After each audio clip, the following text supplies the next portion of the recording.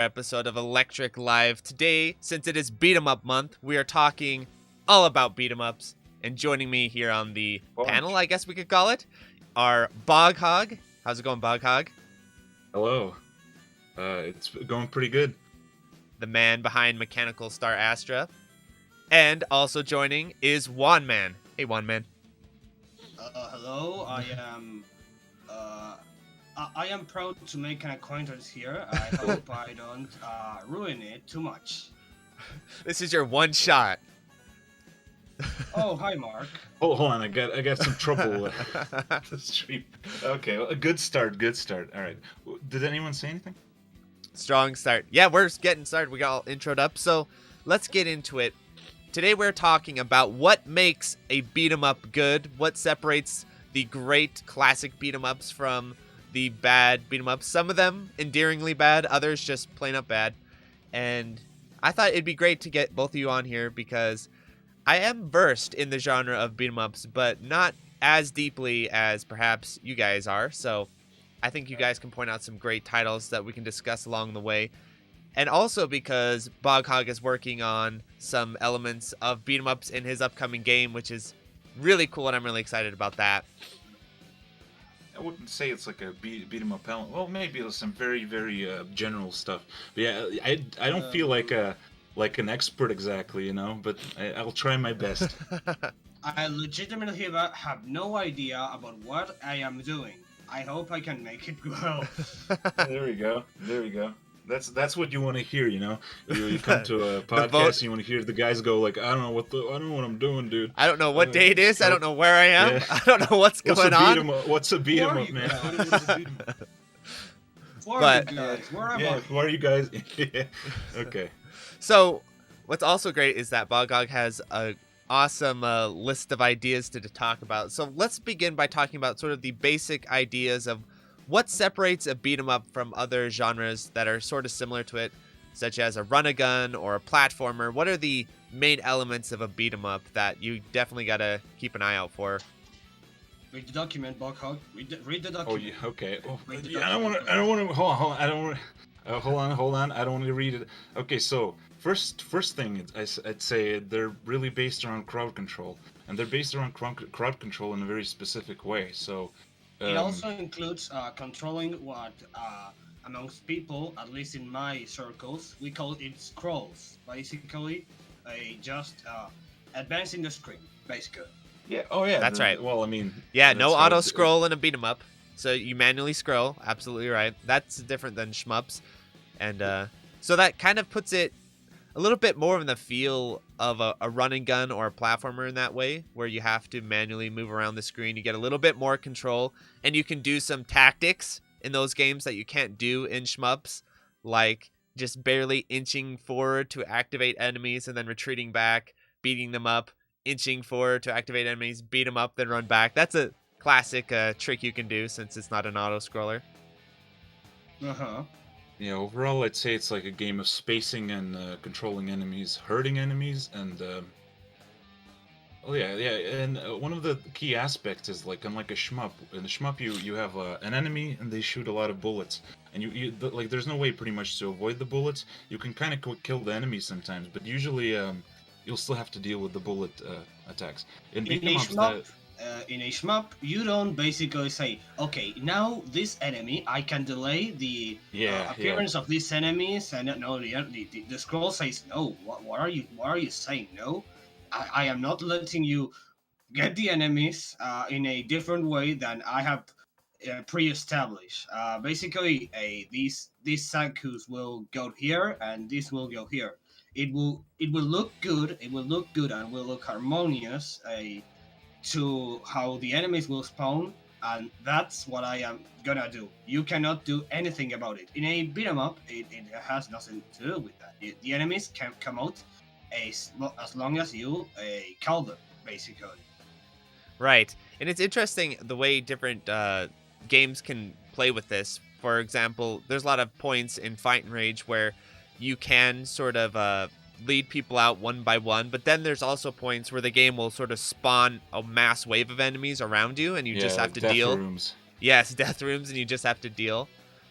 They usually are how are the elevators? The Yes, typical gotta have the elevator elevators. scene Yes, I love the where they elevators. just go that where they men are raining. It's raining men basically. yeah. I'm trying to think. Every beat 'em up has to have an elevator, right? Like that's unwritten law. Like if you go to publish the game and the playtesters go to play it, they're like, "Where's the elevator, bro? Where's the elevator?" Because I'm trying to think. Then Yeah, comes It feels then like every comes beat 'em up elevator has an action elevator. returns. Yeah, yeah, Then comes elevator it's like action part of the contract. returns. It's like part of the contract. But and what I they wanted to tend to say be is, really difficult. yeah, one of the, okay, so there's like three types. You have the scrolling sections where you can scroll the enemies at your own pace.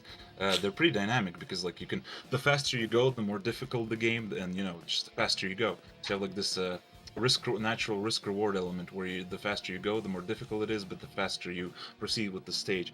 It's kind of like scoring and it's kind of like scoring in shmups, but it feels more intuitive. You don't have You to like call learn. it enemy synergy, right? You call that enemy synergy. No, no, basically. energy. No, enemy synergy is when enemy types work together well. But this is like just a type of scrolling. Oh, So right. Okay. then you have like those. Then you have triggers which spawn enemy waves that come out on screen. Yep. And you have those elevators. So the elevators are pretty cool because they kind of they forced you to play at the game's pace and They lock turn down it kind of enemies into an before they auto attack. scroller, basically. Yeah, a little bit, but then Scrolling up what, instead of scrolling sideways, you go up. yeah, but then that leads into the other element where in beat 'em up, the idea isn't to like dodge the enemy's moves. The ideal way to play would usually be to lock the enemies, kind of like group them up and basically lock them down, so they don't even get a chance to spread out and attack. So the idea is to like manage crowds and set things up. Because if you don't set it That's up, right. situation will snowball out of control and it'll be really hard to deal with. And I think that's one of the core appeals, that like methodical pace where it's all about setup and crowd control. That really ties into what you're talking about with the triggers too, especially when you start playing beat 'em ups in higher difficulties, where you have to know exactly what's going to trigger the next enemy spawn because you can manipulate that in certain ways. For example, let's say you have a sort of death room where every time you kill the last enemy a wave, or sometimes a specific enemy of the wave, what you can do is you can kind of keep that enemy at bay, kill all the other ones, and then kill that enemy in a specific pattern to then trigger the next spawn in the most ideal scenario. So like in Fight and Rage, for example, there's a part in the stage 2, I think, where there's these doors, and if you accidentally hit the doors open, a bunch of enemies spawn, and then and then what usually happens is if you do that once, a huge wave of enemies will spawn, and then you fighting them, and then you accidentally open the second door, and then another huge wave of enemies will spawn. Then you're in just a massive jumble of enemies murdering you, basically. Let's like see what's controlling behind those door triggers two. is really Oh, important. fuck. Overlap and snowballing, yeah, pretty much. Yeah, exactly. And That's because the games practically are and because the games are kind of slower paced, there's not like, for example, if you play a Ninja Gaiden Black or like Sigma or whatever, Yeah. the enemies are still really aggressive and they're really dangerous, but there's no they're so mobile and so fast that you can't as reliably control them, manipulate them into doing what you want. Like you you can can in it. crowd control as well, and so the game turns into more of a reactive. You have to watch what the enemy is doing and kind of react to it. I don't know. It's a bit difficult to explain, but yeah, there's a different kind of pacing there. It's not as it's not. Yes, it's Maybe a basically good like way to the explain typical, would- the typical midget enemy that you just cannot predict. But basically that, but every enemy in the game. Yeah, and maybe a good way to proceed is talk about what are the strategies of crowd control, because I think the first sort of hurdle to getting better at the genre for people is understanding this concept, because this is something I struggled with for a long time until I started watching Mania replays and things like that. So what are the fundamental strategies of crowd control so that you're not getting just mauled by your enemies? Guess well, how are we gonna handle this? Yeah. First thing, patience.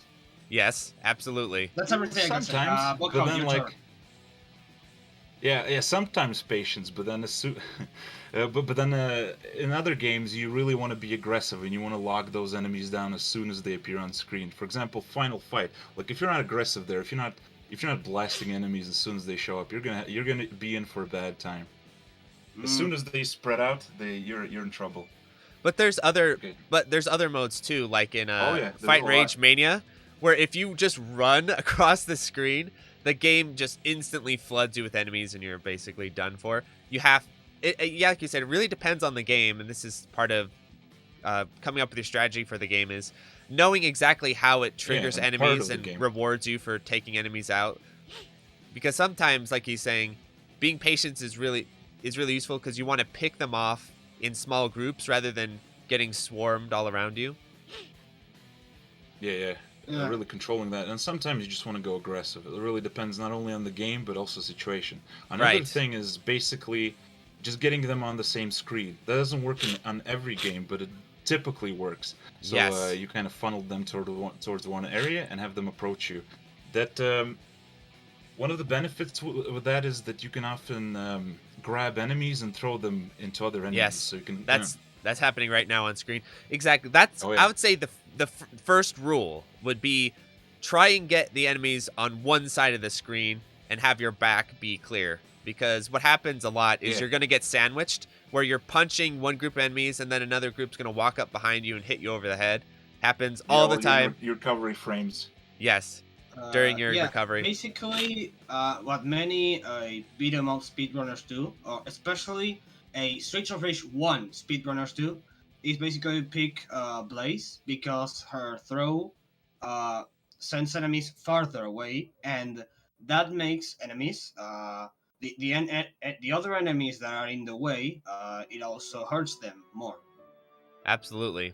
Should we talk about throws? Because that mechanic is like a whole Yes. thing by Let's- itself. It's amazing. Because I think Yep. when you're looking at a beat 'em up, one of the very first things I look at are what are the punch strings like, and then what are the throws like. So yeah, let's talk about throws. Oh yeah. So it's one of my favorite mechanics in video games in general because oh god, it does so much stuff. So first off, it can be either defensive or offensive. So you can use throws to either throw enemies into each other and do damage, or like crowd control, or you can use throws as dodges because you're usually invincible during them. There's some games that don't make you invincible. I think they lose a lot, like River City Girls. Then on top of that, there's a nice risk-reward mechanic because to throw someone, you have to walk into them, usually walk into a crowd, and there's a nice reward because once you get that throw, you're pretty much safe. The invincibility frames guarantee your safety for a while. So what are some? Basically, it helps with the. So what are some Another examples of bad another throw thing. design? Okay, no, hold on. One more thing is, Okay. well, I'll get to that after. But one more thing is that the throws turn little like small mooks into resources, so they're no longer just enemies you have to fight, but they're also they can also help you. So, for example, there's bosses that will do. That's for exactly example- right. Yeah. Okay, so for example, you have a boss with a jump attack, and you see it jumping at you. You can either try to move out of the way, or you can grab an enemy and use the invincibility frames to dodge that attack and maybe even deal damage. And it sets you up in a more favorable position. There's a lot of stuff like that. It's pretty badass. Yeah. I definitely would say. So when you're playing a beat 'em up, what are some telltale signs of some bad throw design or some problems where you're like, ooh, this is jank when it comes to the throws specifically? Basically, the first a red sign is no iframes. Yes. No Yeah. no Yep. iframes. That is a very big red flag. Like the type of red flag that you just see and you're going to a beach. You see a red flag and you say, yeah, it's not too bad. Then there's a tsunami coming out of your way. That's the type of red flag Yeah. a bathroom design that doesn't have A-frames is. There's another, the second one I would say is that thrown enemies don't actually interact with other enemies. Oh yeah. Yeah, where they go through them. Like you throw a dude and you just pass through. It just goes right dude. through. Yeah. Yeah, because that removes so many of the risk-reward dynamics of the throw. Yeah, and what about the mechanics of the throws? Because some games have really simple throw mechanics where you just grab and throw, and that's all you get. And then you get other games like, Batman Returns, where you can do all kinds of crazy stuff with your throws. You can beat them up a little bit. You can carry them around. You can grab two people, slam them into the heads. You can throw them up into the wall and attack people upwards with that. So what are some ideas or what elements of throw design do really stand out to you as being the most fun and the most interesting? Can I say one thing? Yeah. Basically, there's this one beat 'em up, or maybe basically a mechanic that's called the capcom throw, which is basically when you are punching people and you press down, you automatically throw, and if you're pressing up, you throw them facing like in the face. Yeah, multi-directional throws. You can do a combo, and you can throw enemies in any direction. A good example would be Punisher or Cadillacs and Dinosaurs. Oh, Punisher is a great game. Final Fight. Final Fight, you can only throw dudes behind you. Like, there's no forward throw mechanic. But yeah, you can still... Oh, okay. Yeah. It also comes, but the better one is what you say. Yeah, right. Cadillacs and Dinosaurs and Punisher. Yeah, Punisher. Those let you completely change your... Punisher is amazing because it lets you change your throw direction mid-throw. You can, like, spin around. It's so free-form. Yeah, I was playing that game a little while ago. It's really interesting how the throw mechanics work. I had to look up on GameFAQs a little bit just to even figure out how they worked. Yeah. Oh, the Dungeons and Dragons. That's a good one, but I think we'll talk about that later, right? Like, about the games. But yeah, another thing is got a bit off track. Hold on. Let me collect my thoughts for a second. Okay. So well, I would say another element of throw game that I like is when you're able to pick them up and carry them around the screen. Usually they reserve this for the larger characters. It's like a feature for the larger characters. Types. Yeah. Grappler characters are the grapplers, the best. But if you're able to do that, it really opens up the throw game even more because now you can strategically like blast enemies on certain parts of the screen, or like you can't do this in Turtles in Time, but for example, you can swing them around and hit a bunch of people, or in Batman Returns, like I said, you can grab two people and you slam their heads together for more damage, and you hit two people at once. So that's one reason I like Batman Returns so much, is not only is the punch canceling, but the throw game is really good. Yeah, they watched that scene in the movie and just went with it. Yeah, they're Yeah, Punisher has a really cool system where you can chain throw. So you can throw a dude on the ground while the dude's lying. You can pick him up and then throw him again. Pick him up and throw him again, and you can even loot bosses that way. It's a bit exploitable. It also does that. Oh yeah. There's... combo grabs. Yeah, it also does that. Yeah. That's cool. Yeah, and of course there's like throw jump attacks where you can jump up with the enemy. Maybe the pile driver them. Pile diver was it? Pile driver, I think. Pile driver. Okay. I think. SPD. Yeah, and that does splash damage. You can use that to crowd control a little bit. Though usually it comes with a lot of recovery, so that's a bit. That kind of hinders the move a little bit. Yeah. Okay, so is that especially when you don't leave the people to give it a direction? Like it's a very good one. It's a very good one. If you're in the middle of the air and you can move, like you can give it a direction, you can steer it. If that leaves you the opportunity to steer it, then Fight and Rage. Yeah, Fight and Rage, the Ricardo's throw, like where you jump up and slam dudes into the ground. That's so satisfying. Yep. Fight and Rage has really great throw mechanics. Speaking of throw mechanics, where most of them are borrowed from Cadillacs and Dinosaurs, so you really play that as well. Yeah. You want to play that game. Yeah, and I do know the different characters have throw mechanics that are separate, but just because I always play Gal, what she can do is she can grab, she can pummel, then she can kind of pummel into an air combo, or she can do the take off into the air and do her spin kick, upward kick attack. There's and then you can throw backwards, and you can throw mid combo too, which is really cool. So you'd be punching, and then if you hold down or up, you throw them mid combo, which is really useful for crowd control. Yeah, one of the good things, I guess we'll talk about this later when it comes to move synergy, but the cool thing about throws and Fight and Rage is that you can set up combos that way, and you can just generally combine them with other moves. Absolutely. important. You can actually, Yes. if you're really good, I think you can do back throw into, then you do a full sprint, then you can do a kick combo on them in the air. The dude. Yeah. It's so cool. I figured Yeah, that out not too some long ago. I was like, oh yeah, now we're in I think there's business. some combo. Yeah, I think there's some combo trials that test that kind of combo. Yeah. Yeah, it's really cool. All right, I think that's throws covered, right? Mm-hmm. We're watching If a you're little bit going of to Punisher have combo gameplay trials, then you're in for a good thing. here.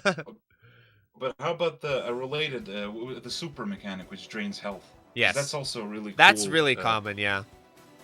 Yeah, and it's I also don't really call cool. it super mechanic. I call it more the desperation move. Yeah, Because yeah, then yeah. there's- And then there's other games which actually have supers, which Right. maybe either Fight rate, stars or attacks or things. Yeah, You know, true. another Yes. bar. That's a super. That's a super heard- because it uses Yes. bar. Then there's desperation move. I call it Yeah, I've heard- that's my terminology at least. Yeah, let's I've talk heard about some people- desperation moves. That's a great topic because that's something I always some games have really busted desperation moves like Sailor Moon we were just watching where you can use it to give you a ton of iframes during the boss fights. Yes, Punisher, my favorite Sailor Moon character. And then there's other games that have pretty sus desperation moves like Batman Returns or Turtles in Time, the Or- Konamis.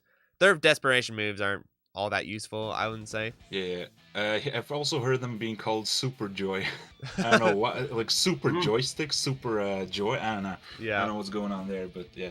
Okay, so this is another example of a really multi-purpose mechanic because, like, uh-oh, did I cut off? No, you're here. Okay, good. Jesus, scared me for a second. But anyway, it's another example of a really badass multi-purpose mechanic because you can use it. You can use it as a desperation move to get, like, if you made a mistake, you made a misinput, Yes. and you can use it to get out of that misinput, which is one of my gripes with Streets of Rage 4 because it doesn't let you cancel moves with the desperation move. Oh, interesting. often- I never thought about Yeah, that. so like if you're mid combo, a dude walks behind you. Often they will punch and throw Yep. just completely Donovan. break your combo. Usually Donovan. Yep. Yep. There's Also Meanwhile, actually be- this fan game called Streets of Rage X. I don't know if you have heard of it. It actually does have this thing of... It doesn't have a super complex combo game, but it does have a... You can cancel your dash special, that dash attack, then into dash Yeah. special, into dash desperate move, and derivates. It's actually very good. that's pretty cool. So I think Streets of Rage 2 and 3 actually let you cancel combos into special moves or like super desperation. But yeah, like it would help so much to since oftentimes if you see an enemy attacking you, you know that it's about to hit you, but you're usually stuck in a recovery, so there's like no way to do anything about it. And having supers that cancel normal attacks would help that a lot. And I then also on top- think a real good use of the desperation move is when you're getting sandwiched by just waves of enemy. I think yeah. it's a great mechanic because a lot of the times in certain games, there's not a whole lot you can do about that. You don't have the speed to just run away. You don't have the iframes to jump out of it. And you don't have the iframes to really get a grab off either. And so you're just getting pummeled on all directions. And that's like the classic example of, okay, desperation to move time. Because even though yeah, you and lose usually the that- health, you save yourself a lot of pain. Yeah, usually that's like one of the things that distinguishes good players from bad ones is that the good players will be more willing to sacrifice health since they're confident about their skills, so they will strategically sacrifice health and usually Yes. end up. Usually if you're getting comboed, you lose more health anyway, so it's more useful. It's And on top, yeah. Oh, I say it's a great risk reward because basically you sacrifice health for position, and if you're a newer player and you don't know how to use position or really even understand the concept, that doesn't seem like a good trade. But if you're a player that Yeah. knows the route, you're a player that knows the game really well, that's a great trade. It's like because a resource. It's like a resource at that Yeah. point. yeah, It's like a magic bar or something. I don't know. It becomes It's- pretty sick. It's also a very good thing of there's the difference between I will definitely sacrifice and lose this health, but what if I just beat them up manually. I can do this. Then you lose life because you don't know how to play. Yeah, yeah, That's practically that absolutely. thing And about that happens to me desperation. all the time in Fight and Rage. All the time. I'm like, no, I won't use my desperation move here. Instead, I'll try and Yeah. kick my way out or whatever, and then I get sandwiched and I lose half a Yeah. health bar. I'm like, son of a b. Yeah. It's very addictive, yeah. Yeah. And of course, Right. once you're good, it gets even more it gets even more freeform. Because, for example, if you have an enemy like a boss, for example, that does projectile attacks, you can use the super move as a dodge usually. That's right. Because if you're not hitting enemies, it doesn't drain your health. So you can use it as like a dodge, iframe dodge. You have to do that in the very first boss fight of Sailor Moon. Otherwise, that boss fight just murders you.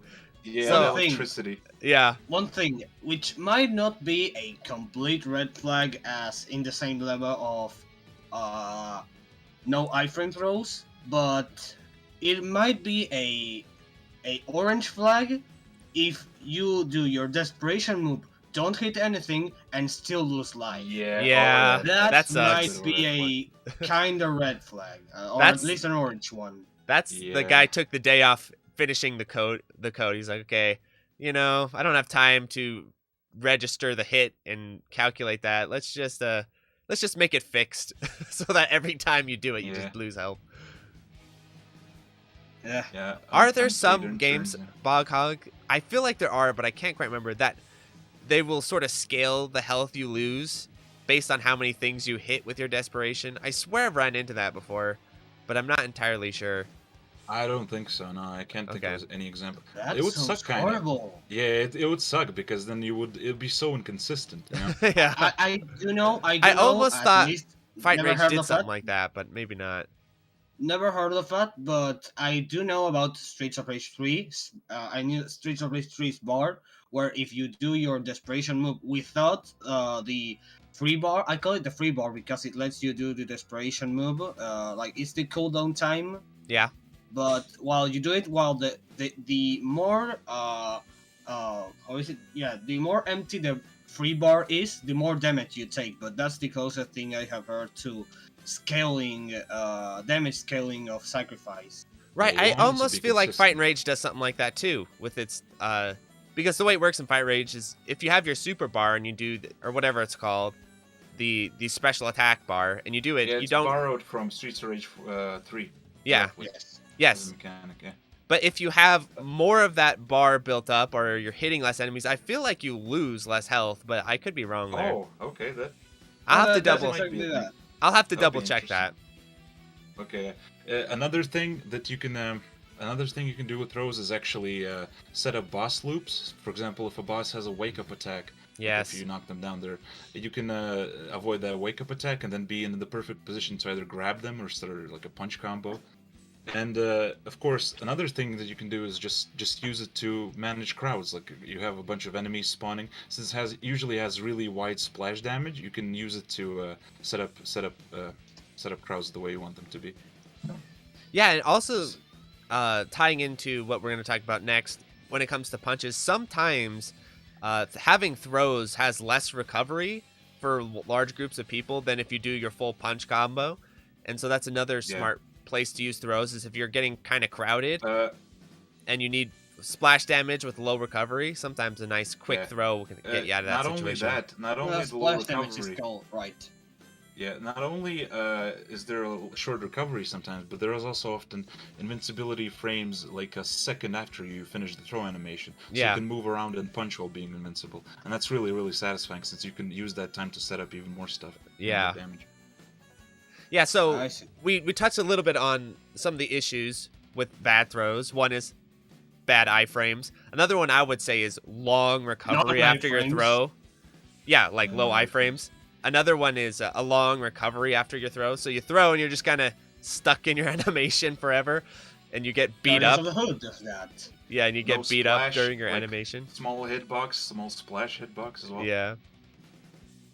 Yeah, What don't- about don't, grab don't range? knock What down about other the, dudes. the range for the grab that it takes? What's your sort of thoughts on that? How close do you feel it needs to be?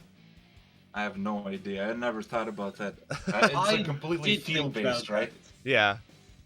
I did think about that. It depends more on the character. Having different characters also helps to experiment with any Right. other mechanics, and because example again, it isn't a very good game, but Streets of Rage 1 has a throw range variety. At least Axel and how's this other guy called? Max? No, whatever Max his probably. name was. Oh no, Adam. Adam. Adam. All right. Yeah, yeah. Adam. Well, basically, Adam and Max are exactly the same thing, almost the same thing, even in damage or whatever. Oh Uh, no. but then there's Blaze. Who is a bit faster and also has a larger throw range, which allows for more splash damage, No, that which is just is a weird actually an balance. interesting difference. Yeah, that's in balance, but at least it shows what we are talking about, right? Yeah, definitely. Yeah. Yeah, I do feel like that's true. Like, certain games will have different throw ranges for different characters, and usually the way it goes is the slower characters have bigger grab ranges, and then the faster characters have smaller grab ranges, which would make sense because if you got this big hulking dude that's trying to get on and grab, but it takes way too long to get in there, he's not going to be very effective. Oh, one Yeah, last definitely. thing. One last thing. I got another thing as Saying, well. oh, the enemy is too heavy, so when you're grabbing them, it won't work, and they will fall over your head. That's horrible. That's also a big red flag on throws, because you're playing a character that is supposed to be enjoyable to play. Then there's Yeah, and then there's some moves just basically don't work. it's basically robbery, because Yeah, again on Streets mechanical of Rage robbery. Saga, you have hostess guy called the Abadede, or basically Abadidi. the Abadidi. Abadidi? Basically, Abadidi. King Abadidi. Basically, you can throw him, but then you can throw the bald guys. You know those fire breathing bald guys. You cannot throw them, even though Like muscle weighs more than grease. Uh, and they are big enough to be okay. Abadidi is even bigger and weighs even more than say the fireburning belt guys. But you Yeah. can throw him and not them, and you lost half but life. That's bad. okay, but consider this: is his name Big Abadidi? No, it's not. Makes sense. That's how you know they're not throwable, dude. Yeah, exactly. Yeah. That's how the game telegraphs it. But what do I want to say? Oh yeah. Okay, so I guess we should talk about how what the best approach for throwing enemies is. And, you know the basics, which is walking into enemies, but Yes. something people don't mention sometimes is that the best way to walk into enemies is diagonally from below, usually. Why Exactly. below? Because I Below knew because I knew oh, diagonally, yeah, but I didn't know below. I actually didn't know Usually that. their below hitbox because of how the is- hitboxes are laid off. basically Oh. the Above. hitbox is Yeah, usually think about it. Yeah, think about it, right? more on Oh below my gosh, part. this is a revelation to me. Yeah, think about it. If a character throws a punch, their hitbox is above you usually, Yes, above your head. yeah. So approaching them from below is actually much safer. Yeah, that's a really big. That's of right. advice. Because I have a real habit of coming in from the top because I don't Yeah, know I why, usually because get I'm hit. stupid. But now it makes sense that their arms would be at the top, so you want to come at them from Yeah. the bottom. Everything Exactly. is Holy better crap. than at least coming horizontally against It's them. this. Yeah. Yeah, horizontally Yeah. terrible. Though, oftentimes, for example, in Final Fight, if you do a jump and you hold down while jumping and press attack, you do this attack that attacks enemies, but it doesn't knock them down. Yes. So you can jump into Streets of them. Rage 4 has that as well. Yes, stun them a little bit, and then follow that up Bad with a game. throw. That's some really nice synergy. Oh, chill, dude, chill. Jesus, we haven't gotten to the argument part yet. Just saying, just talking a bit. Just talking a bit. okay, just sniping it from the sides. Okay, dude. Okay, I get it. All right. I was about to say too that another really good technique that I started using, and I borrowed this directly from playing fighting games, is what I call empty jumping. So usually what you do is you jump and you do your attack in the air, right? But with certain games, I do this in Streets of Rage Not 4. doing the attack. Yes, and they grab. have Yes. they have invul on the jump, so you just jump and you just land. Don't attack. You just empty hop. So you just jump, land next to them without doing anything, and then Some games you'll just grab almost immediately. Sometimes you have to push forward a little bit, but that's a really That's good mostly strategy like a- too.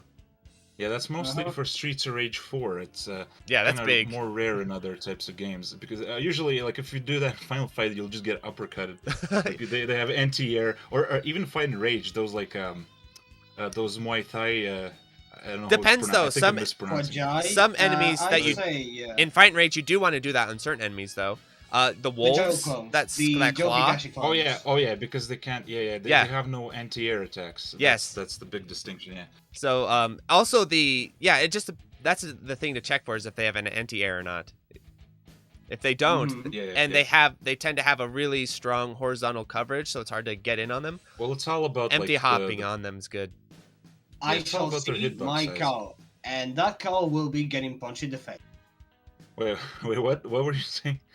Basically, it's saying, okay, so here's the best way to test. I will get punched in the face. Okay, trial and error. Yeah, yes, trial and error. Little bit that's of scientific, dude. That's what I call science, you know. Well, what happens to me is whenever I jump in and get anti-aired, I try to make a little mental note. It's like, okay, this enemy will anti-air you. And then you just do it again anyway. Then you do it again, yeah. Just to test, just to make sure it wasn't a freak accident, yeah. That's like you do it 5 times in a row, just like as you know, get the average, you know, get the averages. Well, I think I'm thinking of habits of people who are kind of newer to the genre of beat 'em ups. One of the habits is they jump in too much because it's an effective strategy, kind of like fighting games. It's effective strategy until you start getting anti-aired, and then you're like, wait a minute. Yep. How do I do this then? My entire strategy, gun. Smash into pieces. Yeah, just jump attack, jump. Yeah, as soon as the player learns anti-air, you're done. And, it's the same deal in beat 'em ups. It's the same deal.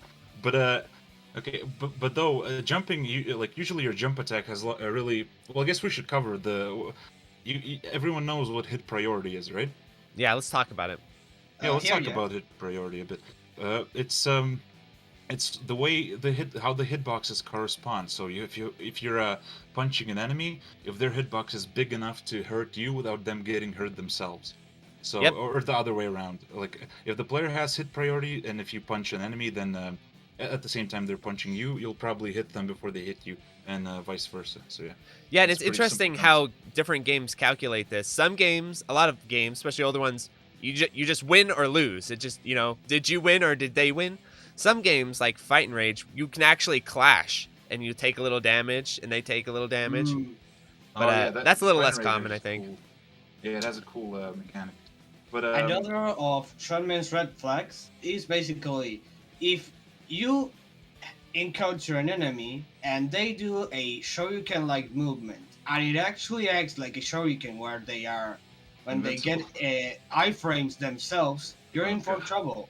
You're in for a rough time there. Yeah. Well, I don't know. If you're gonna call iframes bad in beat 'em ups, that's gonna be a pretty bad sign for the genre. They rely on that a lot, I'd say. No. I mean, if the enemies just like to spam one attack and that attack as iframes, that's what I mean. If the enemies themselves, I mean, normal enemies, not bosses or whatever, like the claw guy that is shown in the video.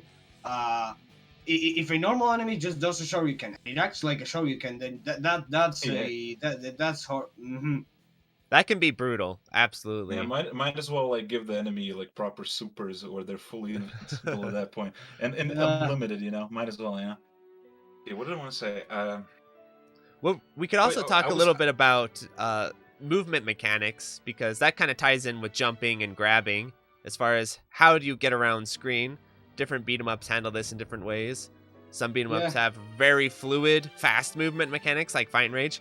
Other ones, you're kind of crawling along, kind of like the Punisher. Yeah. But then you have certain tech that can help you move around the screen. Like Punisher, you can roll around, which is pretty hilarious. Yeah, vertical rolling. Yes. So badass. Yeah. Once I figured that out, I was like, okay, this game's actually pretty cool. Yeah, and it has invincibility frames as well. Yeah. It's like a proper... It feels like Sonic the Hedgehog or something. You're rolling around the screen all the time. It's pretty cool. Yeah, usually you don't have too many advanced mechanics, but although even like old games like Final Fight, there's a thing you can do where you press jump, then press backwards after that jump, like immediately after, and you jump backwards while facing forwards. And what you can do after that, you can not only do one like a down punch air attack, but you can also chain it into like I believe you can chain it into like 2 air attacks, and it's very cool. Well, you know what's a really weird one, and I'll pull it up here on screen, is Ninja Warriors Return or whatever the hell it's called. Oh, a bunch of different. The That is the Ninja weirdest. Warriors, again. That is the weirdest movement mechanic ever, but it's really unique and interesting. Where if you hold attack and jump, you'll go into this invincible or mostly invincible. It's not invincible at all. Mostly invincible. No, it's like a few frames at startup, I think, and that's. Oh no! Oh no! You can go through shit with it. You can like roll through. I'll pull up the footage here. You can just roll through the screen and just roll. It's insane. You're right. Yeah, you're right. I thought I've never seen something like that. Yeah, that attack is very. I love Ninja Warriors once again. That's such a good. I thought you talked about Yaksha's movement mechanic where she can extend her arms and launch herself forward. All the characters. You know what I'm talking about, though, right? Except Raiden, all the characters. Wait, even Raiden has something like that. It's just way slower. Right. Then, believe me that I have seen games where enemies have more iframes on certain attacks than that thing that you get on the Ninja Warriors again. I also played it. It's very good. It's very good. Yeah, awesome game. Okay. So I think I want to talk about the implications of different movement because, for example, okay, how do I say this? I think slower movement makes for more crowd control heavy games. Methodical, actually. Yeah, methodical, and more setup heavy. The more free the movement gets, the more freedom you have to kind of get away from dangerous situations. For example, in Fight and Rage, if you get surrounded by enemies, Fight and Rage is kind of sort of works as an example, but not entirely. But if you get surrounded by enemies, you can jump out and run to the other side of the screen, and that's basically like a reset of the whole situation. Yep. In Final Fight, you cannot do that. The only way if you get surrounded, the only way is to use your special attack and drain health. So you have to be, extra careful about setting up crowd control the right way. There's no get out of jail free card, so to speak. Yeah. That's a big one. Yeah, definitely. The jail free card is the best way to actually explain it. Yeah, and it's a different style, I would say. Yeah, the more modern the beat 'em up, the more likely it'll be to have those kind of mechanics where you can reset the situation if you want. So I always can welcome the run command. Basically, tries to the direction you can do. And if it helps, and if you can jump with the momentum on jump command, then that is good. Straight forward. Okay, what's the next thing? Okay. So another cool, one of the traditional movement mechanics in beat 'em ups is that you can wall jump. Yes. If you, Guy, for example, from Final Fight, then Gal from Gal Guy. Okay, Gal from Fight and Rage. Yeah, they can do wall jump attacks. Yeah, not that one. But yeah, you can if you lure enemies to a wall, you can jump off it and just attack them all. The Ninja Gaiden, Sigma and Black and stuff use this really well as well. Yes, the walls are huge. Yeah, another mechanic would be. Did I just lose it? I think I might have lost it. Okay, We're speaking of walls. Another mechanic that is in Fight and Rage and in some other beat 'em ups is you can do wall combos in some beat 'em ups, and I love when you can do wall combos. Yeah, in some games you can only do wall combos. Like you can't do them in the air, but if you get the enemy close to a wall, you can more effective. Okay, I remember. Alien vs Predator Arcade has a really, really interesting movement system with a lot of the characters. For example, the Predators, you can jump all the way across the screen. You can you can jump off walls, and you can do these insanely powerful, insane priority lunge attacks from the air. I'm gonna have to cover that because I've heard so much about that game, but I've never actually played it. If you want to beat 'em up that has really free, fast-paced movement, that's like your game. That's your game right there. You can I you can gotta even test get it out. really stylish. Yeah, and all the characters are very different except the two predators, which are the same. So if It's you play, kind of hard considering the amount of enemies they throw you. Like, you know those cinematics where there's a lot of aliens and everything. You actually fight them. You actually fight them. Oh yeah. Like if you play if you play other Alien games where there's like a million xenomorphs running at you, in this game you actually have to fight them instead of watching them in a cutscene. That's awesome.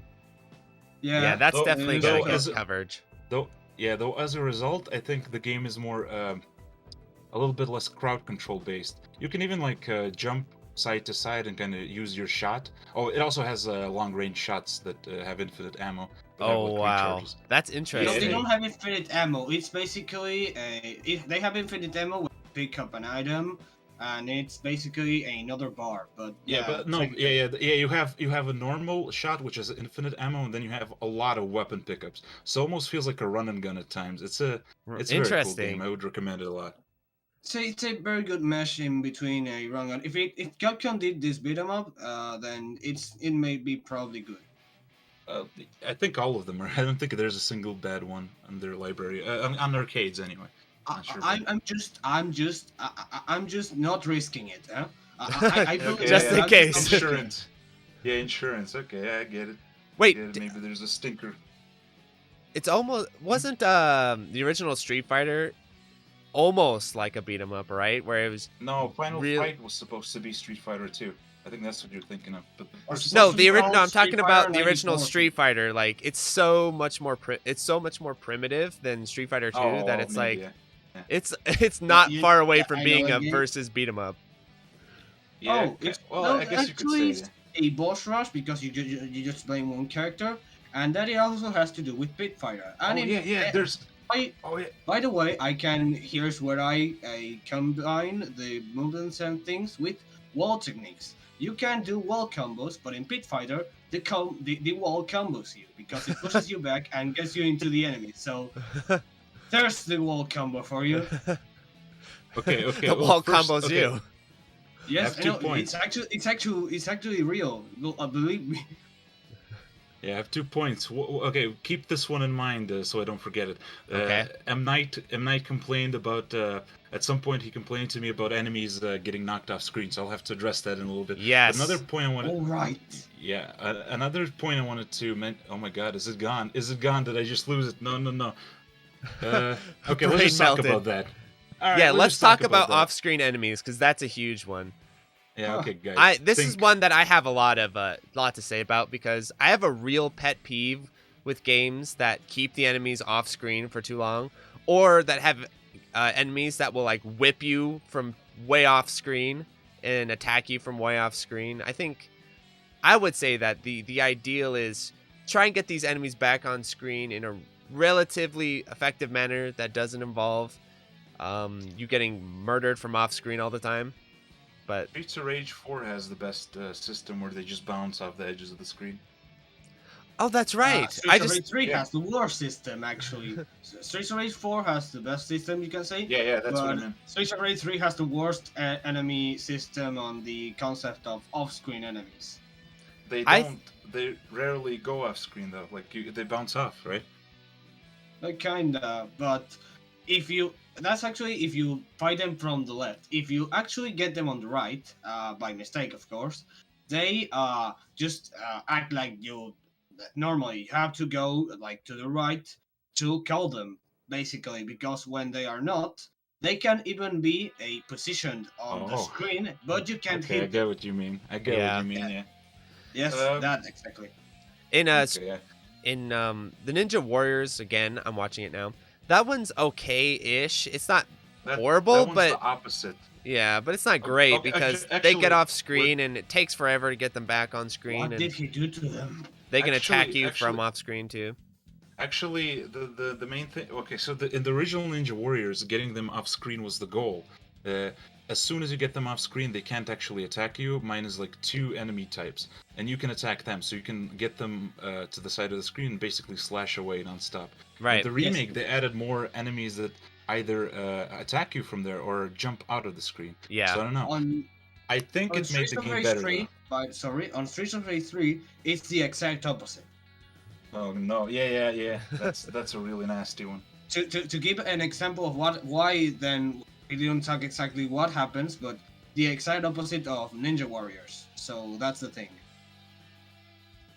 Well, yeah, basically enemies, and they take forever to come on screen sometimes. Yeah. One of the good things about Final Fight 3 is that the enemies, if you throw them off screen, they come back pretty fast. They usually come back on a different lane than you, like a death. Right.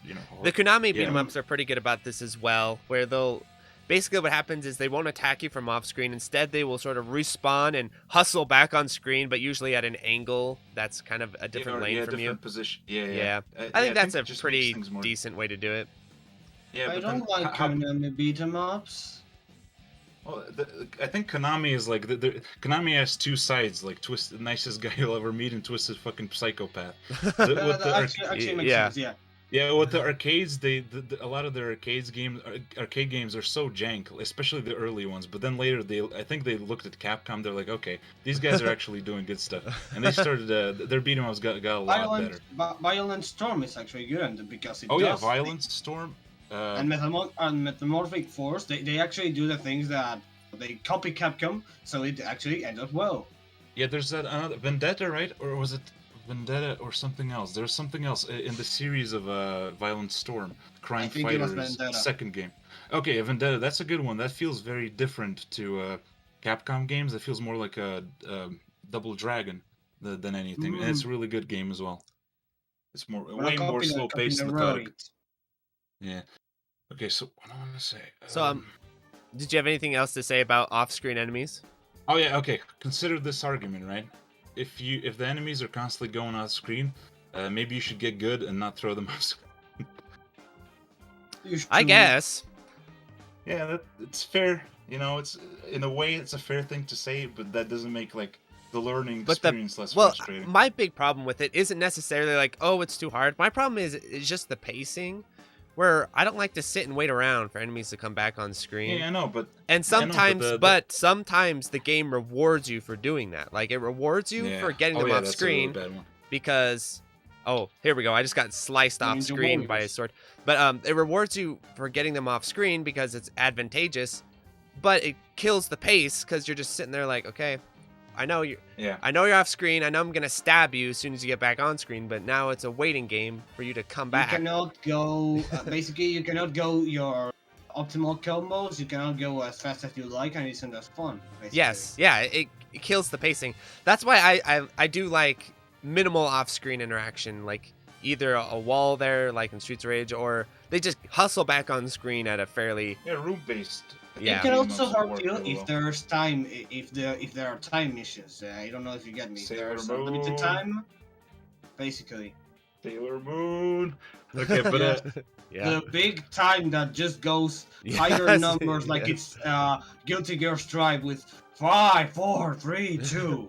Is Sailor Moon the most brutal when it comes to the time limit? Yes. I guess there's probably really. You can get timed out on that. Yeah, that one's brutal. Yeah. The second level I remember being particularly nasty.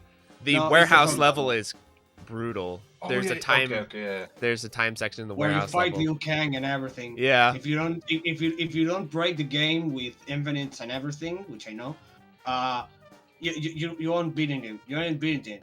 You ain't beating it. You know what's a really weird one is Ninja Warrior's Return, because it doesn't have a scoring system. It has a time attack system. It did originally, yeah. Originally. Yeah, in the new one, there's no scoring system. There's just time. That's it. So makes sense. If you are trying to play for time and there's some RNG with the enemy just kind of hanging out off screen, that could be pretty frustrating. I don't think they actually exit the screen on their own much. It's usually if you throw them. Anyway, I wanted to say, oh my god, did I forget again? Off-screen, I'm really off-screen shenanigans. Look, we are going to okay. Boss. How will we talk about that? Yeah, hold on, 1 sec. Well, one thing I want to mention is that I think that's one of the reasons I prefer harder beat 'em ups, because when the enemy is off screen there, you actually you want that. You really want that because it gives you a break. Like Final Fight, the enemies are so aggressive that as soon as you knock them off screen, you're like, Yeah. Oh, thank God. Yes, exactly. Okay. Boss fight. Oh, no. So should we talk, before we get into bosses, should we talk a little bit about just like baseline enemy design, or should we do bosses first? Oh wait, hold on. Let's talk about a little bit about move synergy. We talked about a lot before, but I Yeah. think it's Okay, worth go ahead. That was a confusion I had actually. Yeah. Yes, go ahead. Let's talk about move synergy. Put it all Well, together. move synergy is just like how you can combine moves into different moves, how you can how they interact, and it's the move synergy is I'd say there was always move synergy, but in the genre, but for the most part they were kind of utility based. So Yes. you'd pick the right move for situation, and you don't really combine them as much. But I would say, if I can interrupt you, I would say that if a character that has moves that complement each other, that make a complete character, because let's say a hypothetical situation, you have Streets of Rage 2.5, whatever. There's Axel who has his Shory Repo or whatever, he can Grand Upper, and then there's everything, his desperation move, everything, right? Then there's Jack, who hypothetical situation. Jack, he basically has a Shurirepa, moves everything, but doesn't have a desperation move. His desperation move doesn't work like a normal desperation move. He has some weird stuff and everything. He isn't complete. Why play him? You need to have characters and move synergy, which complements itself to make a complete character. Yeah, the most basic example of move synergy is combos to extend damage. So you set up the combo by, for example, launching the enemy and then attack them in there. But there's other examples like hit stunning enemy to go in to throw them is an example of move synergy. Mhm. Then okay, then what else? Oh well, comboing Well, throw to then, throw combos. yeah, throw in general. Yeah. That you want the move synergy is important because it's part of depth. So. And it's not only part of gameplay depth, which is important because it gives you more to explore, but it also it just feels cool to vary up your moves based on the situation, like vary some moves into other moves, and so the games don't feel spammy. Sometimes they can feel pretty spammy.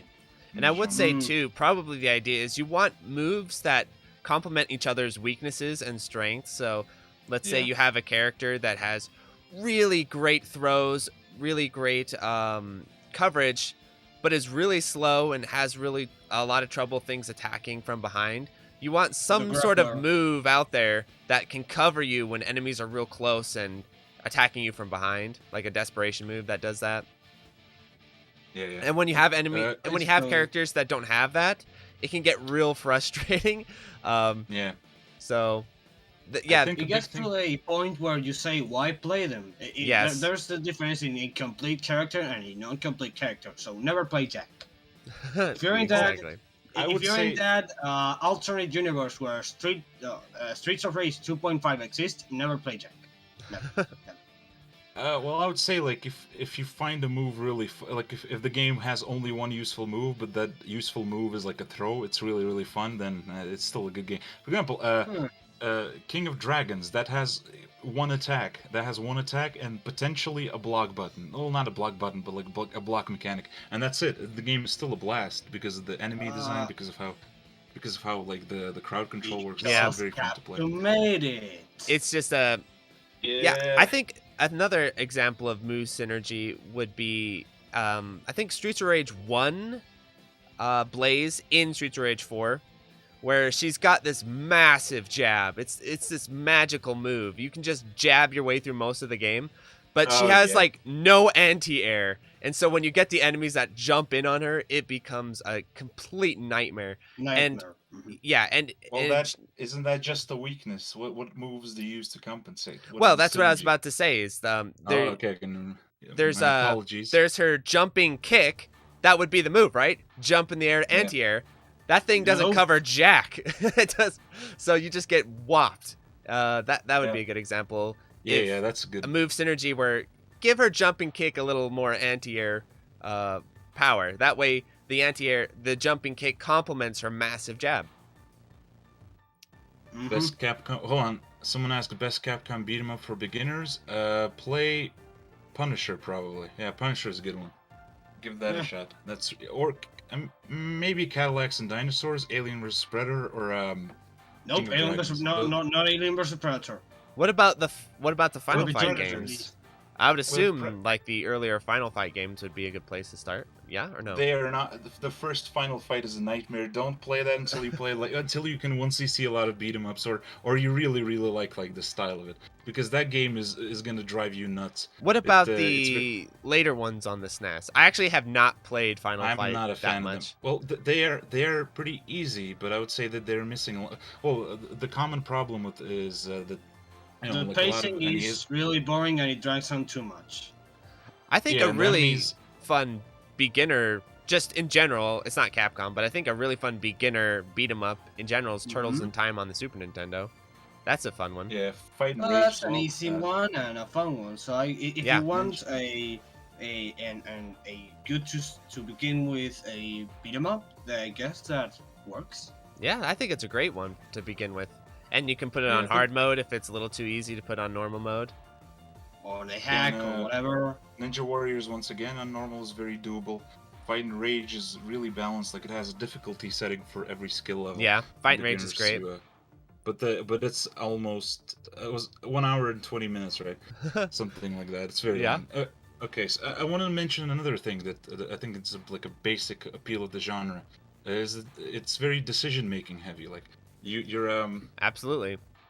Yes. Okay, well, that's good. a lot of games are decision making heavy, but with beat 'em ups, because they're kind of slower paced and they're simple and the enemies are very manipulatable. You're right into you're right in it right away. You're making decisions right away, pretty much as soon as you start playing the games. And It's also, beat 'em ups have a fast very decision- unique mechanic that shmups don't have, that running guns don't have, that I don't think platformers have, which is the wake up game, which you get in fighting games, but you get it in beat 'em ups too, where once you knock an enemy down, there's a little game you play with them, where when they're waking up, you're deciding how you're going to attack them, how you're going to route, especially on boss fights. I really love this aspect of beat 'em ups. It's one of my favorite parts. Where, like you said before, you can set up throw loops on them, or you can get a knockdown and then crowd control, and then when it gets back up, you can do a combo. Like that you can, aspect of the wake up game on the enemies is really important, I think, and really fun.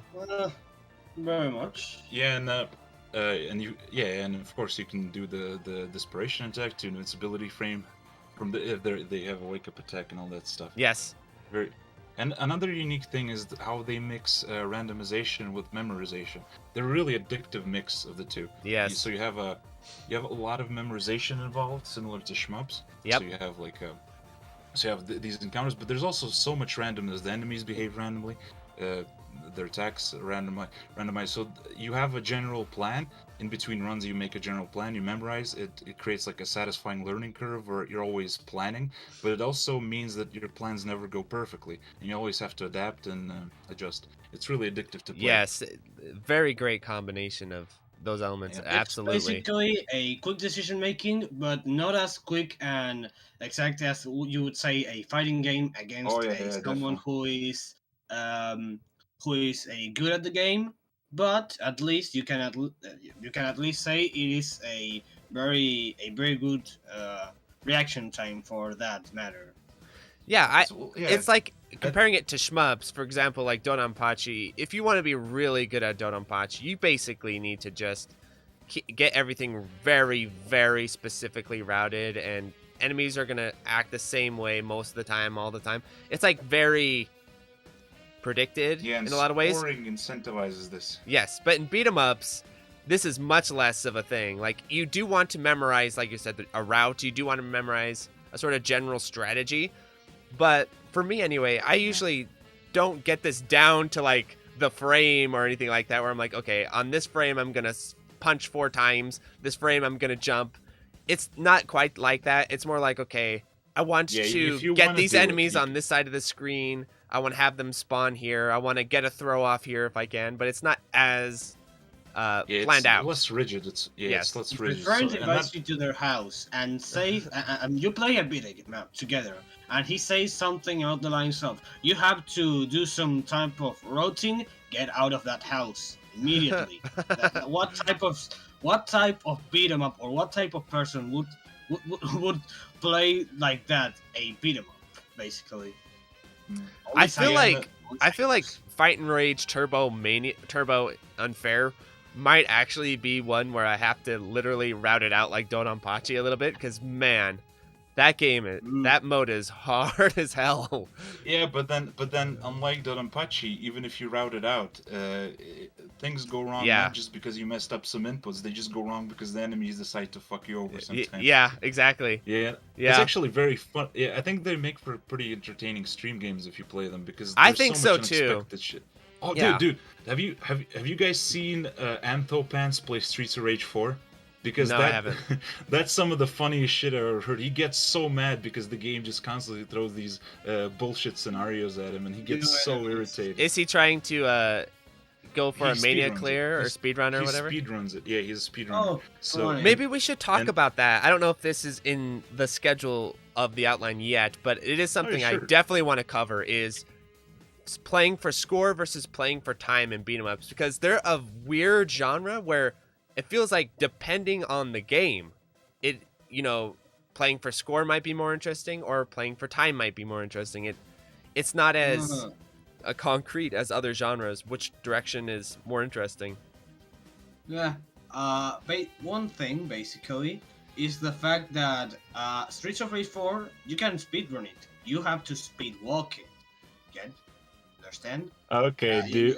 You don't run that. You don't Shiva, run in that game. Shiva. No, there is. Shiva can haul ass. Shiva 3. Adam can do it. Adam can do it. Adam can do it. Okay. If Perry you play can do Adam it. or Shiva, then you actually running. Okay. Okay. So you have like a ton of characters. Okay, we'll just get into this later.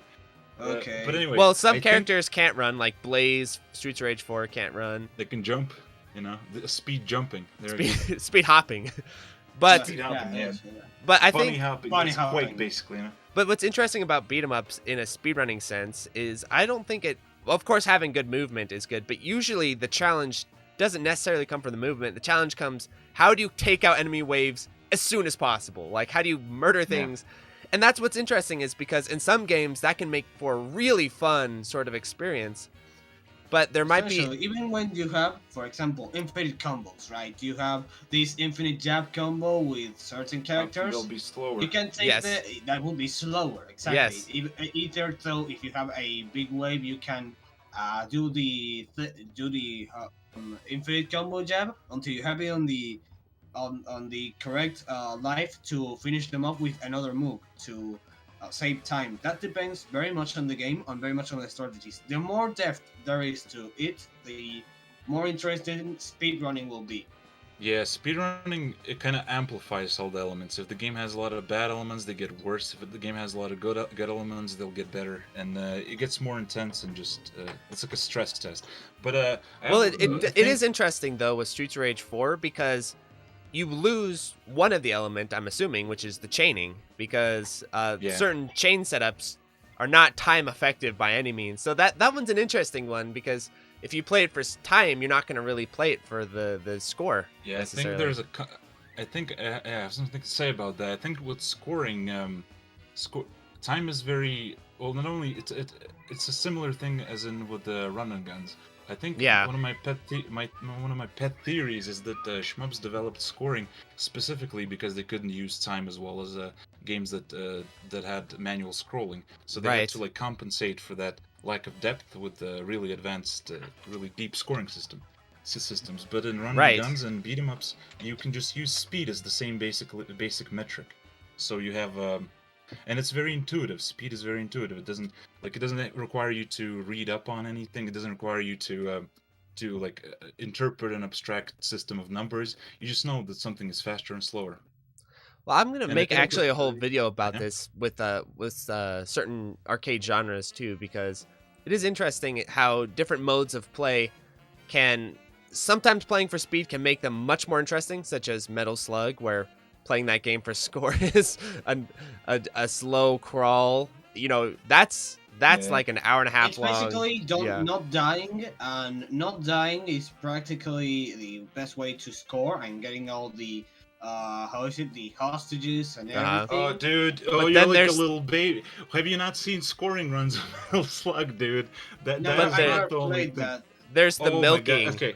Well, There's what it milking. is you sit and you just milk it for hours. You just sit there. I'll Yeah, pull it up. literally, I'll pull it up Like here. 10 minutes per You have to- checkpoint. Oh, you have to. Oh, there's places where you have to milk. Yeah, Yes. respawning enemies every Oh checkpoint. no, You I have to remember. time it out. Oh, I had forgotten that. That's Yeah. what people Yeah. call forgetting things for traumas. I actually is- remember. there you go. Oh god, oh. That's like cock and ball torture video game. I hate you. I swear. hate you all for reminding me that. You know. Yeah. But anyway, I think with the but because if you look at it, shmups develop really complex scoring, but also rail shooters Run and did gun. as well. Yep. Well, not run and gun, but rail shooters. Run and guns actually have pretty inconsistent, I'd say. Darius But anyway, 2. I think with scoring is the problem is that scoring relies so much on very consistent enemy and stage behaviors. So, I don't know. It's a difficult. Is there any when you beat do, 'em like, up that chain comes to systems, you have mind make sure that the chains you can carry the chains. that playing for score is really popular or interesting? I mean, I have the world Streets of Rage record. 4 I have think the Streets of world Rage 4 record in Turtles in Time, so that's saying Yeah, something. I think Streets of Rage 4 is the only one that has like a proper.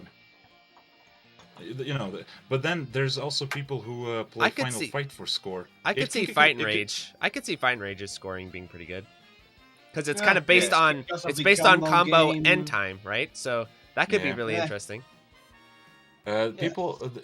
People also sometimes play Final Fight for score. There's some interesting strategies there as well. Oh, I guess Sailor you Moon. can- Sailor Moon's interesting to oh, play yeah. for score because it's so I crazy. literally can't. Stop shoving no. those Sailor Moon up my ass. So basically, Oh, we're gonna keep doing that. there are actually, I would say, sometimes playing for score and playing for time are the same thing, even if it isn't time attack because of the typical a restraining bonus that you get. For example, the bonus points you get for finishing it on with more earlier than before. You get it, me? Like, Yeah, okay, yeah. I will Bonus, yeah. actually say it better. You get these type of bonus points for finishing the stages earlier. Like the Yeah. time remaining, you get points for it. Yeah, So yeah. I think Fight and on Rage those does types of that as days, well. it's the same thing. Streets of Rage, yeah. Yeah. They are the games I had in mind for that. Yeah, I think scoring is just you just tend to encourage more rigid game design that doesn't mesh well with beat 'em ups, which are all about those unpredictable enemies. So I think maybe time is better because time is universal and it's kind of Well, it's the- not. the issue you get with It's- that though is with certain examples. Like for example, watch a Ninja Gaiden. This isn't necessarily a beat 'em up, but kind of along those same lines. A Ninja Gaiden speedrun where you just run past everything versus if you were playing to get big karma and The new Ninja. Yeah. yeah. You just run past everything. I think there's examples like that as well where you could do a scoring system like with combos in Streets of Rage 4. And I feel like there's another game that's slipping my mind that has kind of an Tengoku interesting 3 maybe. yeah, that has kind of an interesting reason to play it for score because I don't know if time only time is the best way. I think if they really the problem is no one really puts a lot of effort into this, but I think potentially it could be really interesting if someone sat down and said, you know what, let's add a legit scoring system to this beat 'em up. I think that could be really cool. Yeah. Thing is, because of the RNG fact and how random it might get thing, it puts a lot of fear in people for Yeah. trying to speedrun. Like What's because the fear Yes. of God and speedrunners? Yes, it does. yeah, Yes, it it's does. literally like I will speedrun a fighting game. In a fighting game, like the amount of things that can go wrong Yeah, with speedrunning yeah. is really big enough. And imagine a beat 'em up where there's a randomized like that, but it's even longer. Like not a lot Yeah. of people are into speedrunning, especially these beat 'em ups and everything. More like score attack because it lets them be more methodical and I can and see stuff. but that's the problem. Main problem is that because I have watched God Hand speedrun, for example. Oh God, And no! Oh no! that's you get why that is a problem if you know the game. Yeah.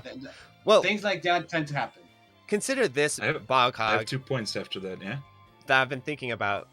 I mean, if you ever make a beat 'em up in the future, imagine the taunt system from Devil May Cry in a beat 'em up. Like you could taunt and like combo things together, but not necessarily just in a chaining sort of way, like a style mode in a beat 'em up. Like Fight and Rage with style modes where you do combos and you taunts and you get rank. Yeah, it could be super cool. I think the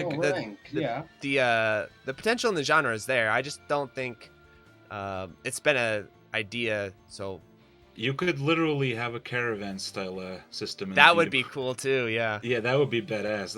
Okay, but anyway, I want to say, if you're gonna do a scoring system in a beat 'em up, it's probably good to avoid exponential systems, so like chaining systems. Yeah. A small mistake, where you set yourself up for big gains, but a small mistake just destroys everything. Yeah, I know. So you want just avoid frustration. Imagine. But wait. A world record score in Streets of Rage 4. Where someone is insane enough to like full chain the entire game, and you're trying to beat that score, and you get to the last stage and you drop the chain like 2 hours in. Agony. You would end yourself right there. That would be the end. Probably. I mean, it's hard enough in Dodonpachi. That's 40 minutes long. Imagine a 2-hour long chaining game. That sounds like a nightmare. You discover War Record Slotchy, and you say, I think I get what happened. You would literally shatter on the chair. Yeah. On the couch. I almost shattered. I came so close to getting the Shiva 3 Mania clear. Got to the last boss. Died on the last boss because I just had no health going into the fight. And I grinded that game. I was looking at my log. It was probably like 16 hours or something trying to get that clear. Just the game's so freaking long. It's brutal. I got my clear and I just kind of stopped playing. I played the individual stages, which is still fun, but I avoided doing full runs after that. It's just too much. I got my mania clear. And I'm sadistic enough to keep doing it because I played Dodonpachi, but I needed to take a little bit of break. I did get mania clear with Blaze twice though, so I have 2 mania clears with her, but she's an easier character than Shiva 3. Because Shiva 3 can't pick up items. Yori and he's even on the game. Yeah, exactly. Yeah, impressive. I want to say I'm kind of cynical about which games are good for which games speedrunners play. I think it has almost very little to do with like RNG or something like that. Yes. Because a lot of people will play like Mario Kart, where so much depends on RNG. Mario Kart 64 or something, right? Yes, I regard speedrunners with great skepticism, indeed. Oh, they just break the game. They just break the game. Yeah, I think the part of the speedrunning thing is that you don't fight. I remember a guy who said something on a TV show about war records of Guinness records. They said, he said something along the lines of this: when you have a war record, you aren't fighting against a war. You are fighting against the people who you're fighting against the people who are crazy enough to try that. I know. I have the world record in turtles in time scoring.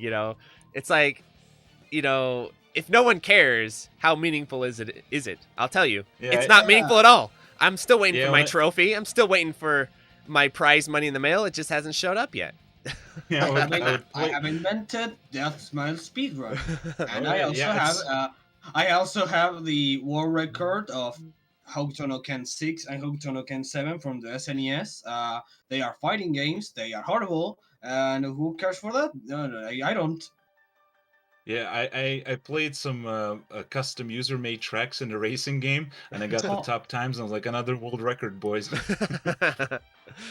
Yeah, world record news. I think Shout out to Plus Pro. I've been thinking about if I ever did speedrun something, it probably would be a beat 'em up, because the only genre that I find myself wanting to play in a manner that might even be conducive to a speedrun these days is probably a beat 'em up. So maybe like a Fight and Rage Turbo Fight and Rage Turbo Mania, Super Turbo. turbo mode clear. That would be pretty intense. Yeah. Yep. I think we completely missed covering enemies. Yes. All right. I think we talked about speedrunning, so we can take that out. Yes. Of the Yeah. list.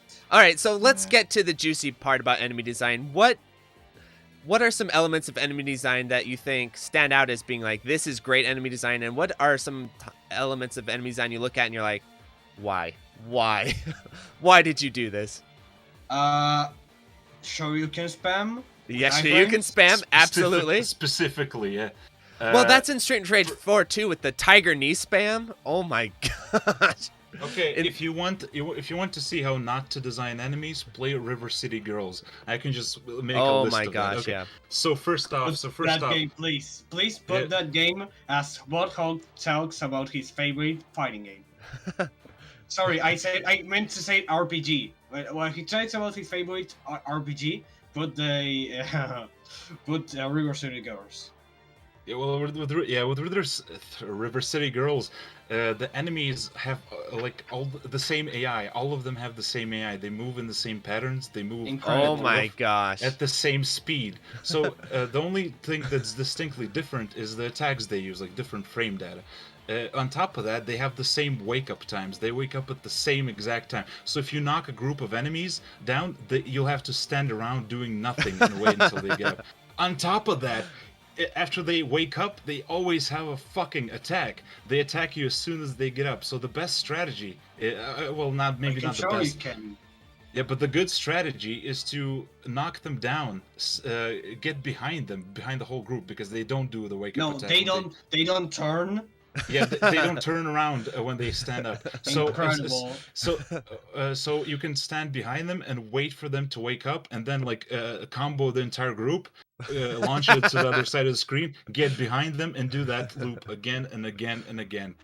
It's yeah. Repeat until dead. Not the enemies, you. I played that game for about an hour, and then I got too bored and stopped. So I don't know too much about it, but I wasn't a fan of what I experienced, and I played it for about an hour.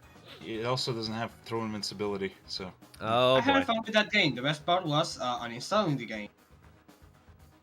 What? Uninstalling the game. Oh. I like the moveset and like the presentation and stuff, but the enemy design completely ruined it for me. I felt like I'm not an expert in the game, because the way I work is if I play an arcade style game and it doesn't get me in about an hour, I'm like, all right, forget you. You know that you have failed, because these genres are all about you got to get me going now. So I played that for about an hour. I wasn't feeling it. Never played it again. Yeah, so from this you can extrapolate some rules. One of the main things is distinct enemies with different behaviors, different strategies. There's a video by Game Maker's Toolkit where he covers the first Doom, and he goes over all the enemy designs and how they have different functions within the levels and stuff, encounters. And he calls this orthogonal design, basically. Oh my gosh! Enemies, like if you make a graph of like speed, the enemies will fall. They won't cluster in one area; they'll fall all over the graph. But basically, that's a bit needlessly complicated. But the idea is you want them to have very different niches, and you want to combine. When you combine them, you want them to the niches to overlap in a way that creates really unique fights. Exactly. I think enemy the enemy synergy is the most important part for me in a beat 'em up. That's why, I think for so example, too. That's why Final Fight is my favorite, and that's why, despite the fact that the Streets of Rage has so many flaws, I really like that game because it has really good enemies. Even Streets of Rage 2, which is on Mania, it's like a broken game. It's insanely broken. I don't think they even playtested it, but they're like, they'll figure it out. The Mega Play version has this little problem where you don't get extra lives. Yeah. Ever, but it does have a good thing, and it is it eliminates time. It eliminates time, so you can go as low as you want and just take enemies one by one. Yeah, System 11 mentions it in the chat here. He says, you need new enemies as you work through the game too. Variety matters. It totally kills some games. Absolutely. Absolutely. For example, I think this kind of works. Can I talk, please? Sorry. No. No. Okay. There's this. For example, when we talk about Final Fight 3 and 2, the SNES versions, the problem is that there is not that much enemy variety, not even when you're late into the game, and that's what makes the games a bit slower or basically more dull. Yeah. That's what happened. I don't think you necessarily need enemy variety. I think you need variety in encounters, and this kind of goes back to synergy. Because if you have really good enemy synergy, then putting different enemy types together will make for very different encounters. One of the things that the Final Fight developers did is they introduced all the enemy types really early in the game. So once you're near the end of the game, you already know what's coming ahead, and you can strategize around it. And then they got a lot of mileage out of just combining different enemies. I know what you're saying there. I feel like if you look at it from like the top end of quality, you're exactly right. But I think just on the baseline level of quality, one thing that you can run into with the sort of lower tier entries into the genre is just there is not enough variety with those enemies to even make it all that interesting. Think Dynasty Warriors type stuff, right? I mean, it's like, okay, come on now. We need a little bit more going on here. Yeah. Okay, what else? There was something else there. The other thing you can... Yeah, the other... What? The difficulty? Or, you're talking about the same thing, right? Kinda. Well, no, I mean, I wanted to go to the next point. The difficulty is, I don't know, I don't have any thoughts about it, because to me, difficulty is... I think it's serves a different important. purpose. Well, it's important, but I think the main thing you want is to make the player strategize and manage the situations well, and I think difficulty helps with that. Like if you overwhelm the player with aggressive enemies, they'll play smarter. They'll set things up. But by itself, I think I guess it is important, but it's not, I don't think about it that way. We're looking at Turtles in Time right here, and this is an example of a game that I feel like on the SNES version that it's so well done, and I love the game, but in the end, it just isn't difficult enough to keep me coming back. I mean, I just did a no death hard clear. I mean, there's no more to be done in the game, for me anyway. I would love if someone ROM hacked it and just upped the difficulty. I think there is something to be said about having a certain amount of difficulty in mind. Of course, if you want to scale it like Fight and Rage does and have different difficulty modes, that's great. But I think it's important to have at least some sort of top end difficulty for the more veteran players of the genre, because that's where you really start to stress test the game. You stress test the mechanics, you stress test the design, you stress test everything to see, okay, how far can this game be pushed? And if you don't have that difficulty, it just isn't quite as satisfying, at least for me. Well, basically, you don't want to have use up all energy when by overkilling a game that is already easy. So that's the difference between a difficult beat 'em up and a easy beat 'em up, because the difficult one at least challenges you to find more things behind it. Like, is there a way I can do this to make my time easier here? Can I find one thing? Oh yeah, that's true. I can do these combos. It's not like, I can just go spam a jab and that's it. No, I need to extend my damage every time I get the opportunity. So that's when you learn combos and stuff. That exactly happened to me in Fight and Rage, where I was like, okay, I'm getting pummeled because I'm trying to get the unfair mode clear, and oh my god, that game is so hard. And so I was watching this dude this guy is so freaking good at the game, and I was watching his replay. He did an unfair turbo clear, and he was doing all kinds of combos and stuff I didn't even know existed. And so I actually sat down and wrote down, okay, so if you can back throw him, you can run and double kick him in the air and all this stuff. That's a great example of, I would have never investigated that had the game not had that punishing difficulty. I would have pushed myself further as a player to be like, okay, I need to figure something out here. Yeah, I think I describe it as a modifier. You apply it to every aspect of the game, the good, the bad, the mediocre. Yeah. This is something that I think is really lost in modern conversation about games, because especially with game journalists where they that's a whole rant there, but having that difficulty is part of the game design to some degree, and you can modify it for people to get into the games, add easy modes and stuff, but if it's just not there, it to me it's just not. You're missing out on an element of the genre. Let's just end up that part of the conversation with and yeah, that's it. yeah. Just as a journalist. That's everything. That's everything I have to say. No, you got The- journalist, I'm air like- quote, journalist, because they do a lot of journalism, Yep.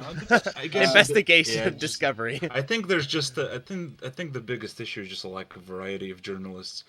Because of the way the systems well, that's a whole different thing. Let's not talk Yeah. about that. Yeah. There's a But difference between knowing I'm everything specifically behind the citing game Boghog, and and you playing can the game. follow along with this. There was a review of the Ghosts and Goblins Resurrection, and I was Oh, reading. no. Yeah. As soon as I read reviews of that game, I just get red in the face. No, Yep. no, this is. See, so you're calling the good things bad. No, stop it. See, that's what I'm talking about. I was reading a review of that by someone who doesn't play these genres, and doesn't really encounter games of this sort. And exactly, they were doing exactly what he said. They were criticizing like the elements of the game that I was like, oh, this is actually pretty awesome. Like, hey, Yeah, exactly. they're criticizing completely the wrong things. Honestly, at least they mentioned those elements instead of just like putting a 7 and just like barely talking Yeah, about the actual that's game again. Not that's enough even water? worse. That's even worse. Yeah, at least you can interpret. Okay. I think we'll be here all day if we Yes. start complaining about that. But we Okay, talked about I enemy said- design. Let's talk about boss design because No. Ah. I have something else to mention. Oh, okay. I think, Okay, go ahead. Man has as well. Okay, go ahead. So hyper armor and invincibility frames. That's I see the use of them. I see the use of like why you'd want invincibility frames if an enemy is waking up or something. But Uh-huh, you got to be yeah. really careful with that Yes. because Yes, because you they do. just like limit. super armor, basically. It's like Yeah. super armor. Try to avoid it. If you really want to do that, if you want to make your game worse, do it with care. Just be careful with that. For example, it- a danger of using too much invulnerability on wake-up attacks is, let's say you're fighting waves of enemies and you get the knockdown, and you just Yeah. have a bunch of knockdown enemies around you, and then they get up with invincible attacks and murder you. It's like, I It's know, like I know seven Shivas. It's like it seven turns- Shivas. yeah, it turns enemies into like little landmines. It's like, okay, Oh, this is something I want to talk about. This is like one of the key things, is letting the player enjoy their W's basically. Like if they Yes. win, just let them win. And one of the things is like if you knock down a crowd of enemies into the corner and they're all knocked down, you're next to them. Just let them let them kill the enemies. right. Maybe throw in 1 or 2 every now and again, like those electric cats. cats in fight. Yeah, Yeah, the in Fight and cats. Rage. Yeah. But Yep. just let them have fun. Imagine a game where all the enemies were those cats. Oh my gosh. Yep, That would be a River nightmare. City Girls. That's River City Girls. Yeah. If only they could turn. But you know around. what? You know what is Yeah. a little bit of a defense for Fight and Rage, even with the cats, is you can parry the cat and then super it. You can parry its I- wake up attack and super it. I don't think the cats are bad. It's just like they're an inherently frustrating enemy that adds Yeah. strategy. Yes, so like yes, you have, yes. you're getting some depth out of it. You're getting some strategy out of it, but it's a bit frustrating. So you have to like, be Absolutely. careful Yeah. to counter that frustration. Yeah. Especially in unfair mode, those things become landmines. Yeah, Those and cats. how about we talk about Streets of Rage 4 and hyper armor? Yes. That's a, Yes, that's talk a about topic. Oh boy. Talk Yeah, about okay. it. Yeah. So that's a bosses and even enemies. Yeah. The real Sagasaki clones, Mhm. but bald people. Those are horrible. That's everything I can say. They're horrible and they're horrible. Are those the ones that do those kick combos on you and do the air kicks? Is No, that the enemy? ones that The parry you karate guys. guys. Oh, the Karate karate guys, Those yeah. oh my god. Oh, just- yeah. Those Okay, enemies so are I ridiculous. like to call them karate baldies. Yeah, karate baldies. th- Yeah, those- They're horrible. They'll just grind the pace of the game to a halt immediately. they do. As soon as they show up, it's just yeah. And the thing is, like they really get rid of one of the strengths of beat 'em ups, which is what I talked about, where you manage enemies and manipulate them. Because now you're playing on the enemy space. Like Yes. you have such limited options, and you're funneled towards one response. You just gotta that, back throw them. You know, Yep, back throw. or just like yeah. And that's what hyper armor does. It limits your options and also doesn't let you enjoy your wins, and it can still be useful. Like sometimes you just want the enemy to do an attack and not get interrupted. But yeah, again, like with invincibility frames, it has to be really managed carefully, I think. Yeah. Mm-hmm. Yeah, especially when they start piling up too many enemies who do those hyper armor attacks. I don't know what the enemy is in Streets of Rage 4, but the ones that do the karate kicks and the tiger knees. Oh yeah. Hi. Yeah. Especially with Shiva 3, because Shiva 3 does not have a whole lot of tools to deal with that effectively.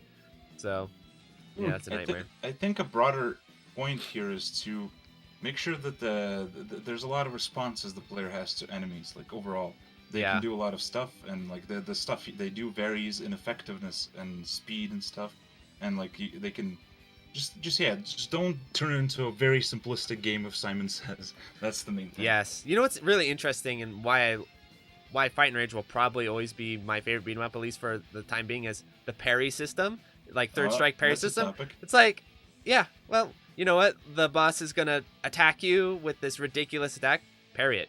It's like the game's answer is, hey, you don't like it, parry it. Like in Third Strike, and I love that. It just like the electric cats, for instance. I mean, if you're really freaking good, you can parry those electric cats and kill them, even when on wake up when they're invulnerable. It's just then if you a great system. It could be called an electric overground. Yeah. No. But then like you really needed more like empty air. The crickets. Birds chirping. chirping. Some crickets, like a tumbleweed. Yeah, just the full. Please put the Iron Man, please, at this moment. We need the Iron Man. yeah, add the Iron Man to punctuate this. But anyway, oh my God, why am I so forgetful today? It's a complicated subject, that's why. Oh yeah, okay, parries. Holy shit. Okay, parries. But then imagine if you get really good at parries, then your response to almost every enemy will probably just be a parry. Except you can't parry multiple attacks at the same time. So there's still that limitation. So if you get parries are... Yeah, if you get people... you can't parry grabs either. So if you're getting grabbed, you're just going to get grabbed.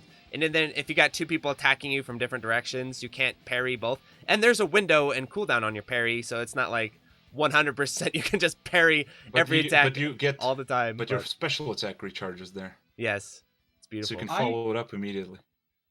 I just remember a thing that is important about to not do on crowd control and punching and jabbing and everything. When you punch two enemies that are overlapped, that you just punch one. It does happen in some games. Oh my gosh, is that a thing? Yeah, it does. Yes. There was this game. How was this one? It was Super Punch Man. What was his name? Oh damn. Super Punch Man 2. Let's call him that. The blue guy from Taito. Super Punch Man 2, the blue guy from Taito, the full title. Yeah, that's the full title. Nice. No, look that game.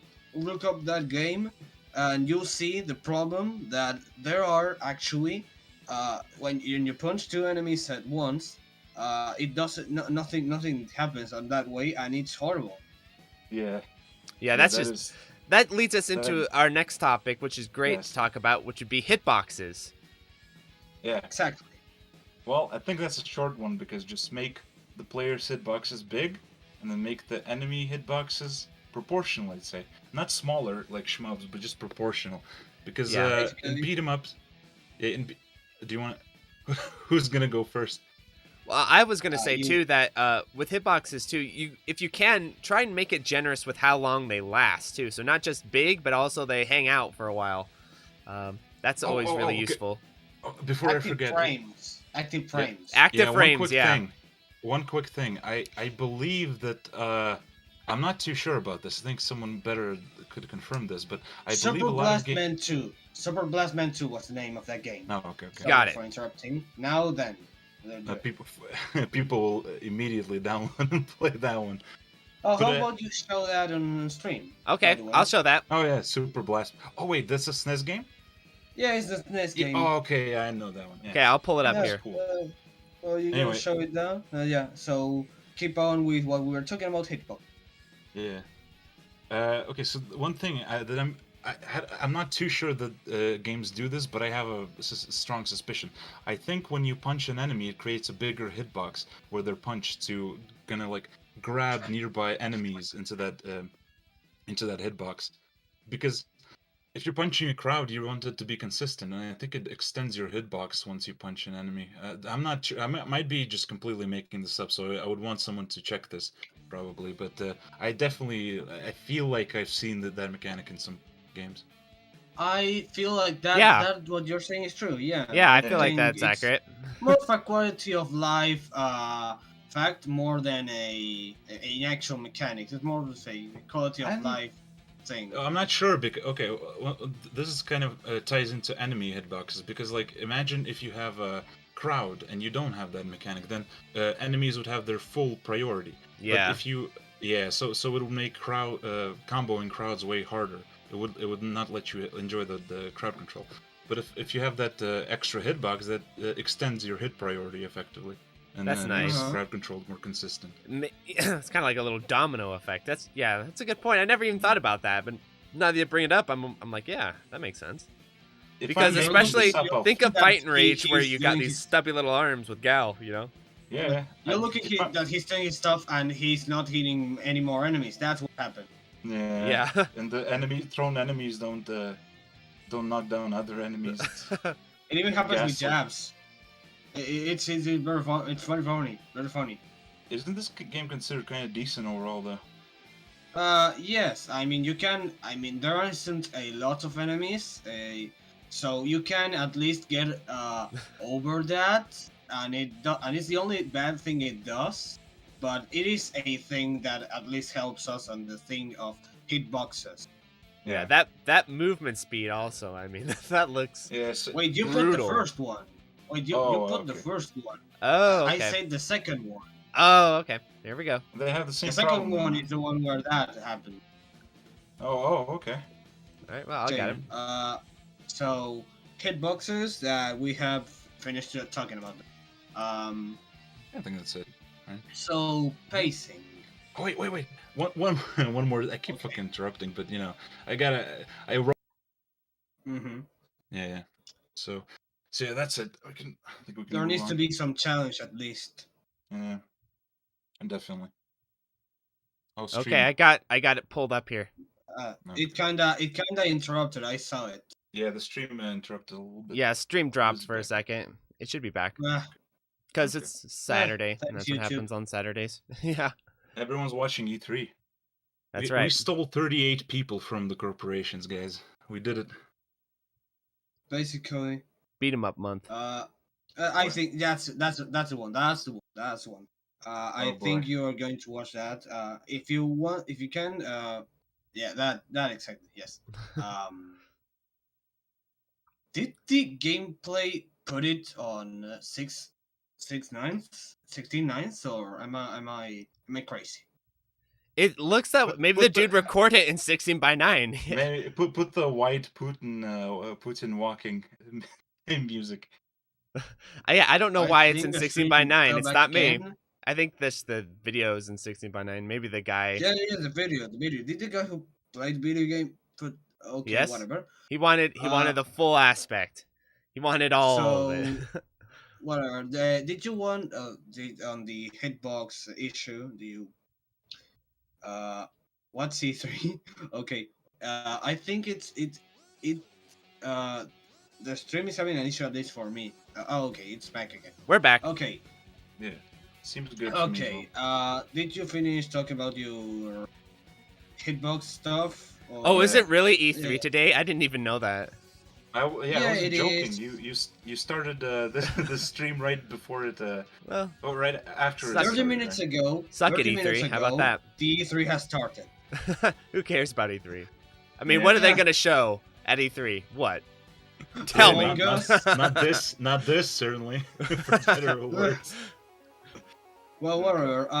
So pacing. We have talked about pacing before a bit, but not exactly the topic of pacing. Not exactly.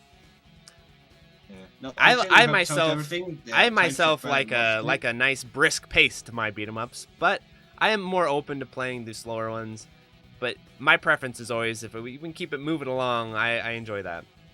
I just want like the gameplay intensity, like density of inputs, density of decisions, density of actions, Yes. like that. Yeah. Yeah, and short-ish length. I think like 40 minutes is ideal for me.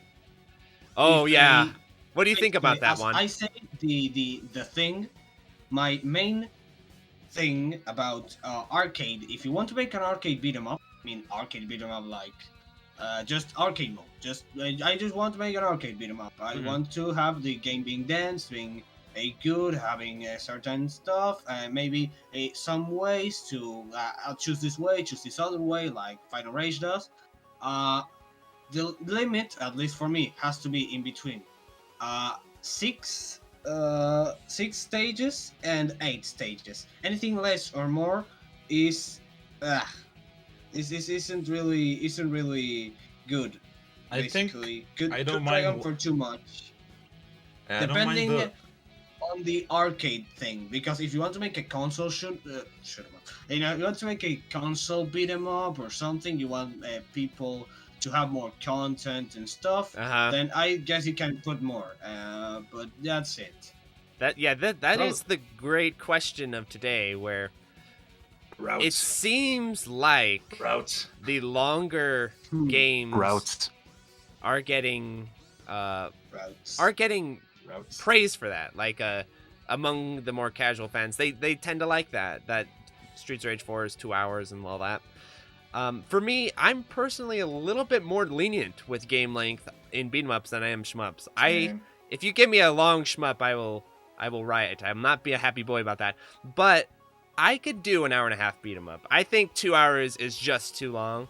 But because when you start doing full run attempts, it takes 6 hours to do 3 attempts, and it's just too much time. I mean, why do you not mind it in beat 'em ups but mind it in shmups? Because I'm the same, but yes, I'll explain why. Because beat 'em ups, like we talked about before, there's that extra randomization, there's that extra bit of leniency with your routing. You can be a little bit more improvisational. You don't have to be exactly on route all the time. And so the games are a little bit more lenient with your routing than with a shmup, where a shmup, you got to be on route. You got to memorize everything. 2 hours shoot 'em up might be stressing as fuck. Yeah, it is stressful. It's a nightmare. But, yeah, in beat 'em ups, you have room to relax and room to make it more difficult at your own pace. Yes. In shmups, it's like you either play really well or you just get destroyed. Yes. It's very and when it stringent. comes to doing another thing about beat 'em ups that tends to be, I think, good beat 'em up design is that if you can learn the early stages really well, you can sort of stockpile resources for the later stages. That's really useful. That happens in shmups too, but shmups have a much faster mechanism to take your resources than beat 'em ups usually. So it's I just feel like the genre itself has a little bit more air to breathe in. It's a little less intense of a genre gameplay wise than a shmup. Yeah, you have health, you have life bar, you can take more hits. So I think an hour and a half is okay. I just think 2 hours is just too long for pure like logistics of trying to get 1cc's. I'd say the absolute limit. Like if you want to drag it that much, 2 hours is the absolute limit. Yeah, I'd say so too. And I'm changing my opinion. I cannot do 1.5 hour, honestly. Like, I can do like get 1cc and that's it. That's it. But health bar actually helps a lot as well, because you can always recover. Like there's a safety. Yeah, there's like a there's a safety net always. And of course, it's really addictive to kind of like it's kind of leave healing items on screen and like decide when to go. There's also risk of and reward. Yes, there. That's great. The meta of the healing items. Yeah. In some games, you can do this really cool thing where you can pick up barrels with healing items and carry them to boss fights. Oh, so, snap! Like, yeah, in Punisher, you can do like if you handle things in a smart way, you can carry a full health item from like a different room to the final boss fight, and it helps a ton. There's a very specific setup for it. That's nice. It's pretty awesome. Oh, those guys look like Iron Man. Might wanna put up the picture? I think we'll save that when we get done with the sort of basic overall discussion Right. I think we can already go with the tier list. Okay, there's one last thing I want to talk about because Boghog puts skulls on the outline, and whenever he puts skulls on the outline, I feel like Oh no, we gotta talk about it. this is gonna be contentious, dude. RPG elements, boys. No. What are our thoughts? I'll break the ice. I hate RPG elements in almost everything, especially in beat 'em ups. Get them out. Fired. Actually, no, hold on, Please. hold on. I got some nuance to inject here. Listen. Okay. I'll be the non-nuanced. I don't like them. Get them away. Well, you can poke holes in my argument, but how about this? RPG elements work really well when you're playing like an arcade game, because in an arcade game there's no way to grind resources and they're inherently short. So you like level ups, like the D&D games by Capcom. They're so cool because the RPG elements only. Like, you only get so many items, so many enemies to kill. There's no way to grind. There's no unlocks required, and they basically just complement the gameplay instead of harming it. But then you have others like... We may have to clarify what an RPG element is in this context, and that might be... Because if it's items and stuff, you know, like, oh, health items are RPG elements, or weapon pickups are RPG elements, I'd be like, I wouldn't consider those RPG elements. I'm thinking more of stuff like... You need to explore around the stage a little bit, like branching. You go and find items. So it's more like RPG structure instead of mechanics. Yes, RPG structure, where you have to run around and talk to NPCs and all that kind of stuff. I'm like, wouldn't like Devil May Cry and Ninja Gaiden fit that as well to an extent, and Bayonetta? Not Ninja Gaiden. I don't think Devil May Cry has. Well, it has the shops and. It has shops. See, I wouldn't consider shops RPG elements. I guess some people could. Okay. Depends on how you do it. But in Ninja Gaiden, you are not. In Ninja Gaiden 1, actually, NGN 1 has kind of RPG elements to it. That's kind of the reason why I don't like it as much as 2. 2, no, you just run around and kill things and go shops. That doesn't feel quite RPG to me, but it gets to the point where. What is an RPG, where you can really start sliding that term around pretty liberally and saying, oh, well, you know, Legend of Zelda is an RPG. He punched the guy. He punched the guy, and the other one was just there, still walking. That's the part horrible stuff. Okay, so Boghog, what do you consider an RPG element? Because maybe that's the point of disagreement here, or maybe I just disagree. The term RPG is stupid because it's a role-playing game. Every game you play is a game where you play a role. This is why.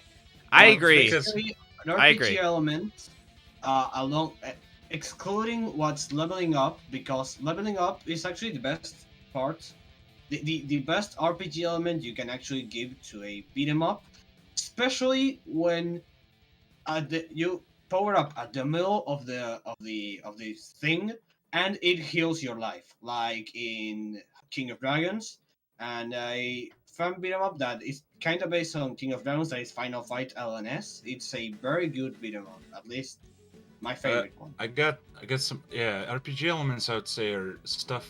They're not role-playing elements, but they're because D&D. If you look at D&D and those tabletop RPGs, they have two components: the role-playing and also the kind of tactics board game. Right. And so the RPG elements would be those elements from the tactics board game, I'd say. Instead of like role-playing. Okay, well, they would be like stats, they would be equipment, they would be level ups. Yes. They would be currency that you can spend on shops, and they would be. I would say the one that I would disagree with you is shop currency, but I definitely agree with the other stuff, and I hate that stuff. So I hate stats. Better. I hate. Oh, do I level up this or that? Get that out of my game. I don't like that. And here's the best one. There's a game called how is it? Ultimate Fighter from the SNES, where the bosses throw out magic attacks at the pure style of a RPG. They are unavoidable. They just say, "Take this, my magic balls." It's actually the magic. My magic balls is an actual attack. Yes, and yeah, it's a pretty good, and it's a cinematic attack that takes your life immediately. Like Golden Axe, when they throw you out, the that special, without throwing you out. So like a Final Fantasy summon, basically. Yes. Yeah. You can also do it too, but it's horrible. It's a beat 'em up with some fighting elements, but it's really bad. It does everything wrong. It's basically a bad beat 'em up and a bad fighting game. That's interesting. But then okay, there's a well, the problem with elements. the problem with shop is those that so many games that I would not consider RPGs have shops. Like Fantasy Zone is Fantasy Zone an RPG, or stuff like Ninja Gaiden 2 is Ninja Gaiden 2 an RPG. I wouldn't say so. I would say a shop should be freed from the RPG canon, because you can do shop mechanics in other genres that aren't necessarily RPG. Just RPGs all tend to have shops. But that doesn't make it RPG. I would say stats. I would definitely agree with stats, where you have like, oh, what's your attack, your defense, your special, that stuff. I would definitely agree there, and I'm not a fan of that. It's hard. Okay, but when it comes to shops, what are you buying there? Usually you're buying upgrades and items and spending currency. So like shops are so intrinsically tied to other elements of RPGs. But also, it's not in like Ninja Gaiden 2, you could. They basically, in Sigma, make the shop almost pointless, because you basically just get the upgrades at the end of the stage, right? So just imagine, and that's kind of the function the shop's doing. And so, like, if you just got rid of the shop and just gave you upgrades at the end of the stage, would that still be an RPG element? Oh, I think so, because Gradius' upgrade system was inspired by RPGs. Yeah, but does that make it an RPG? That's what I'm asking. No, of course not. It doesn't make it. These are just like elements that they borrow. I don't think even Dragon's. Well, actually, yeah, Dragon's Crown would probably be more of an action RPG than a beat 'em up. But yes, there's a lot of fun there. Like you can you can treat these RPG dungeons as their own little mini beat 'em ups. That can be really fun. But I feel like the other elements just kind of detract from the experience than they add. But that's for me. Like, a lot of people really love that shit. Like this is my personal taste. I'm not saying it's objective by any means.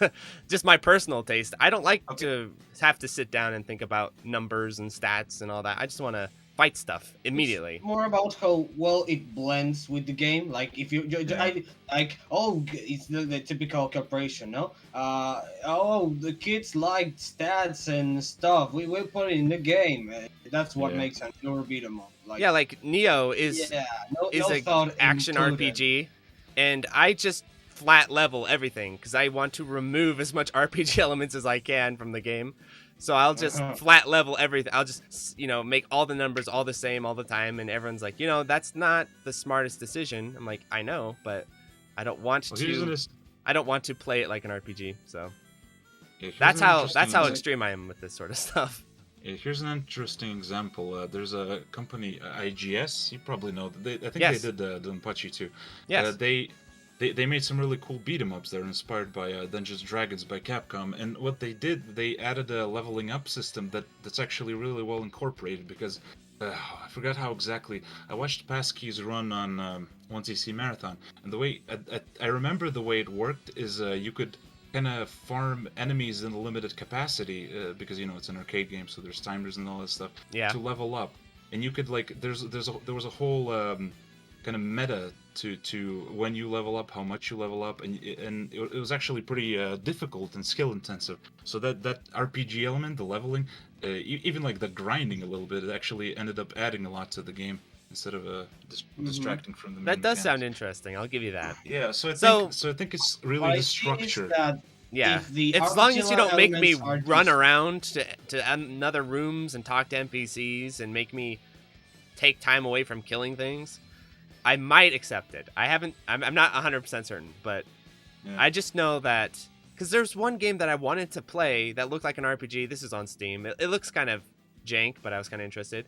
But then it also has this element of, I don't know, like crime scene investigation or something, or like you have to talk to NPCs and stuff. I was like, no, sorry, you almost had me. Yeah, basically. Yeah, So we are ignoring one thing that I think we should talk about. Okay. Is the co-op one? Co-op stuff. Okay, The go ahead. stuff.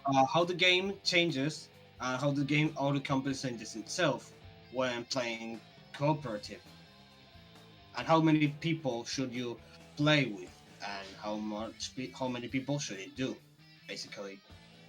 Yeah, for me growing up, beat 'em ups were the co-op genre with me and my brothers. Like, same. Beat 'em ups, Run the guns and beat 'em ups. Yeah, those were the. Yeah. So yeah, I think it's a great tradition of the genre to have strong co-op. Whereas with shmups, I don't really care as much about the co-op elements. I feel like in beat 'em ups, it's more important. Yeah, absolutely. Like Dungeons and Dragons were designed around like a full party, like a D&D party. Yeah, with shmups, I don't think there's anything like that really. No. Yeah. And we did a little co-op with Streets of Rage 4. Maybe we'll have to do it again. Yeah, probably. It's like properly 1cc it on Mania and stuff. Yeah. Since we individually were 1cc it, but not co-op. Not together. Yeah. So okay. So with co-op, I don't know where to start there. I think the main thing is during co-op, the games usually throw in a lot more enemies, and sometimes you can. Usually the games reset the enemy spawns to normal, but sometimes they don't, and that can actually make for some interesting stuff where you start the game with 2 players, let one die, and then basically play super hard mode. Oh wow, that's basically cool. Streets of Rage 1. It actually does that. It doesn't even reset on the next level or something. You have to fight twice the enemies if the other one dies. That's awesome. It is pretty cool though, like especially if it's like its own mode. You could make like ROM hacks with activating those spawns in 1-player mode and that kind of stuff. Yeah, they are called. Actually, there's one exactly for this. There's a hack which is called King of Dragons, which is the exact game you're playing right now. Yep. Showing right now. Yep. It is King of Dragons Muso mode. Actually, Muso means something along the lines of Dynasty Warriors, right? Lots of things. No. A King of Dragons directly. And I mean like Muso is Dynasty Warriors is called Muso in Japanese now. Well, basically it's just a lot of enemies. And what happens with this game? It actually does. With this game, what's the interesting stuff about this game? It doesn't make it just harder. You kill more enemies. You have way more enemies to kill, but you level up more, and you're more OP to fight more enemies. It is a very interesting thing. You also get duplicated bosses. You also get a double boss battle every time, like when you play Streets of Rage 1 with the bosses. But as I said, you kill your companion, and you have to fight Muso mode basically. That sounds fun. I've never played it, but it sounds kind of fun. Oh, when you have the game's mechanics down, then you can do it. Then it's so fun. I wish they would do that with Turtles in Time. Someone make a ROM hack that just ups the enemy count like no other. I'd love that. Mm-hmm. Yeah, maybe a pester trap about it or something. I don't know. What's the funnest co-op you've had in the beat 'em up? That's a great question. That's a great question. Yeah. I don't know. To be honest, exactly. it's a little bit predictable, but to be honest, Turtles in Time, growing up, all my friends would come over. That was like a rule. It's like, okay, we gotta play Turtles in Time now. Like, that's just such a fun game for me, co-op. I don't think it's the best or anything, but that's the one I definitely had the most fun doing. I have not much experience with cooperative because I have no friends. And basically, I would guess that Fight and Rage also does it very good because there's a. Oh snap! If you had good comboing alone, imagine with a friend. That would be pretty cool. I played Fight and Rage with 2 friends. That was amazing. The elevator level where you press an enemy against the wall, it's like a shredder. It's like a fucking. Maybe we should do that. We should It probably parsec is some- and do the co-op Boghog. That would be a fun video. Yeah, definitely. And of course, Fightcade. You can play a lot of beat 'em ups on Fightcade. Like, Yes. There's You know- no problem You know what was an on, annoying YouTube co-op side. feature in Streets of Rage 4 is the fact that you couldn't play the same character. I was like, come on, Oh you know? yeah. That's lame. There's a code on Streets of Rage which lets you play that. Really? The same character. At least on Streets of Rage 2. Oh, I wonder if Uh. 4 has something like that. It doesn't. It doesn't allow. Wow. I knew the Yeah. game sucked, but wow. Really? Yeah. Cadillacs and Dinosaurs is another really fun beat 'em. Tower of Doom. That game will make you really mad, but it's incredibly fun. Actually, that's one of the. Also, those games are even thought for cooperative, like the D&D team you mentioned. And Yeah, exactly. Yeah, since you have more spells, more tools to use. One of the things that I always say about beat 'em ups is that if you're not mad, you're not really truly playing co-op. Yeah. The If you're not yelling at each other. other, if you're not yelling Yeah. at each other, you're not a real team. Yeah, probably. But HA mentioned something. He says that there's some game coming up, Jutsu Squad. Demo looks as good as Fight and Rage. Have you guys heard of this? Jutsu Squad? Oh yeah, I think I saw that on Twitter. Is that related to Fight and Rage at all? No, but it has like kind of a similar furry like type Oh, of art okay. style, and it has kind of like more. It's not pixel art. It's more like Streets of Rage 4-ish graphics, but it looks very combo based. I don't know. It seems pretty cool. I have to check that I out. don't watch it. I don't really know it a lot, but yeah, you did say that. But also, in a nutshell, a good cooperative gives you a more challenge, more enemies, but more tools to fight them. Yes. Yeah. And I think if Yeah. you have good teamwork, you can just run over a lot of games. Oh yeah. You guys Yeah. watch 1cc Marathon. There's some really good co-op runs where the two players Yeah. really like routed the game and stuff. It's a really fun Yeah. thing to watch. I wish I had actual friends who like to play beat 'em ups too. It's Yeah, very it's hard. It's tricky hard to like. because there's like no beat 'em up community online either. Like if you go to Reddit and I've talked about this before, and you go to our beat 'em ups like I did, it's some dude's YouTube channel and he's not like a beat 'em up player. He just took the name beat 'em ups. And so Oh yeah, I saw that. Yeah. The- So I one time I posted a Turtles in Time video there. Everyone in the Reddit yells at me like, "Hey, what are you doing in here?" I'm like, this is called our beat 'em ups, right? This is a beat 'em up. I didn't realize it's some dude's YouTube channel. yeah. So yeah, I don't. That must have been really embarrassing. Like you didn't want to, but you ended up doing spam. Yes, but I feel like So, it shouldn't be embarrassing. yeah. Probably for the better. Yes. Yeah. Okay. Are we back? Okay.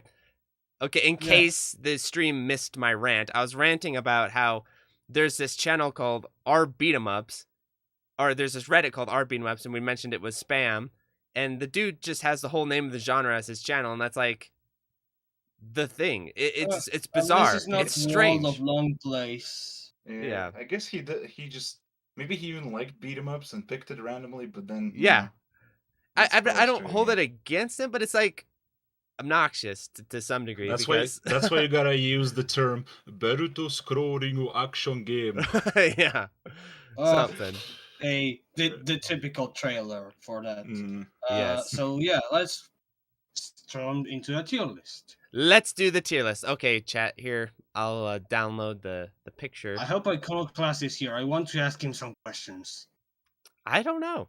The booking I don't agents believe so. for the Electric Underground reached out to him, but unfortunately, we were unable to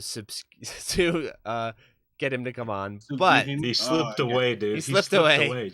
Just like Well- slid Uh, away. just drops this tier list, refuses to elaborate. Dude, Incredible. Iconoclast is crazy good. I remember Yes. I was for those who don't know, uploading, he's a very, very good beat 'em up player. And I usually, Yeah, and- when I don't know what to do, I look at his channel and be like, okay, Iconoclast, how do we beat this game?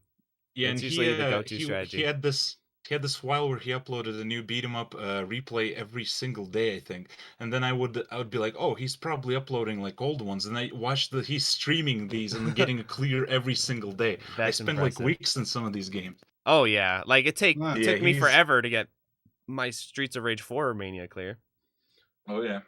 I mean, I don't stream, but I also get this thing that beat games in a day where people take months or something, but I don't really say that much on the constant. I guess time to post those chivos, dude. I have my Jeez. channel where I have to put I need some content and I need to have it on a basis. No, I can just drop everything the same day and just Yeah, so you're like gonna have some timing with it. Yeah, so actually, we should probably shout out some channels for beat 'em ups. Yeah, go ahead, because I'm trying to get this image off of Google yeah, and so it's fighting me. So maybe beat 'em up. no, Our beat 'em ups, the number one channel to go to for beat 'em up content, beat 'em up discussion. That's the channel. I mean, it's right there in the name. Beat 'em up. Yeah, classic beat 'em ups like Monster Hunter, Monster Hunter Rise. Just yes, E3 coverage, okay, I'm sure. Okay, so I bet they are showing some beat 'em ups. Yeah, so the main one is 1cc Marathon, which has a lot of beat 'em ups in it. There's like a bunch of 1cc runs, scoring runs, speed runs, and co-op runs. It even had some I think Korean players featured in one of the years, and that's a big scene there apparently, like in Korea and China. And Really? then you have Juno. Yeah, you have Juno. Let me get the exact name. The guy who does the Streets of, or the Fight and Rage, unfair Turbo 1cc. That guy is really good. Look it up. You'll find his channel. That guy's really good. I think he's really good at other beat 'em ups as well. or something, right? Yeah. Yeah. Juno with a 0, and we'll just look up like Juno with a 0 1cc, and you'll see like a lot of beat 'em up clears and stuff like that. Me, yes. Yeah. His mortal enemy is me, yes. Yeah. So am I forgetting something? I am horrible. Whatever. Put the tier list, please. I'm working on it. Sorry. Oh, Anthopants. Anthopants is like a world record holder in Streets of Rage. In the Streets of Rage series, he often streams different beat 'em ups and had like in-depth explanations of the mechanics. And he has really funny Streets of Rage 4 streams. If you watch that, it's he gets so mad. He just like yelling red in the face when the game's fucking him over. It's amazing. Yeah, it's so funny. Like if you enjoy watching people get mad at games, it's the best. Okay. We got the tier list here. So this is the Iconoclast beat 'em up tier list. It'll be interesting to discuss. At the top, I should. Sorry, we're back. Okay, but there's another issue, Mark. There's another critical problem here. A special issue. Yes. The lack of Iron Man. Yeah, where's Iron Man, Mark? Oh, okay. I'll grab Iron Man. One sec. We demand Iron Man. Okay. Go give your thoughts on the tier list, and I'll bring Iron Man to the people. As we bring the Iron Man, my opinion on this tier list. So everything seems decent enough. Like I like Battle Circuit, God Hand, and Final Fight, and Tenchi Road. Those are I agree with those at being in A tier. Armor Warriors is a very good game. Sengoku 3, yeah, both too.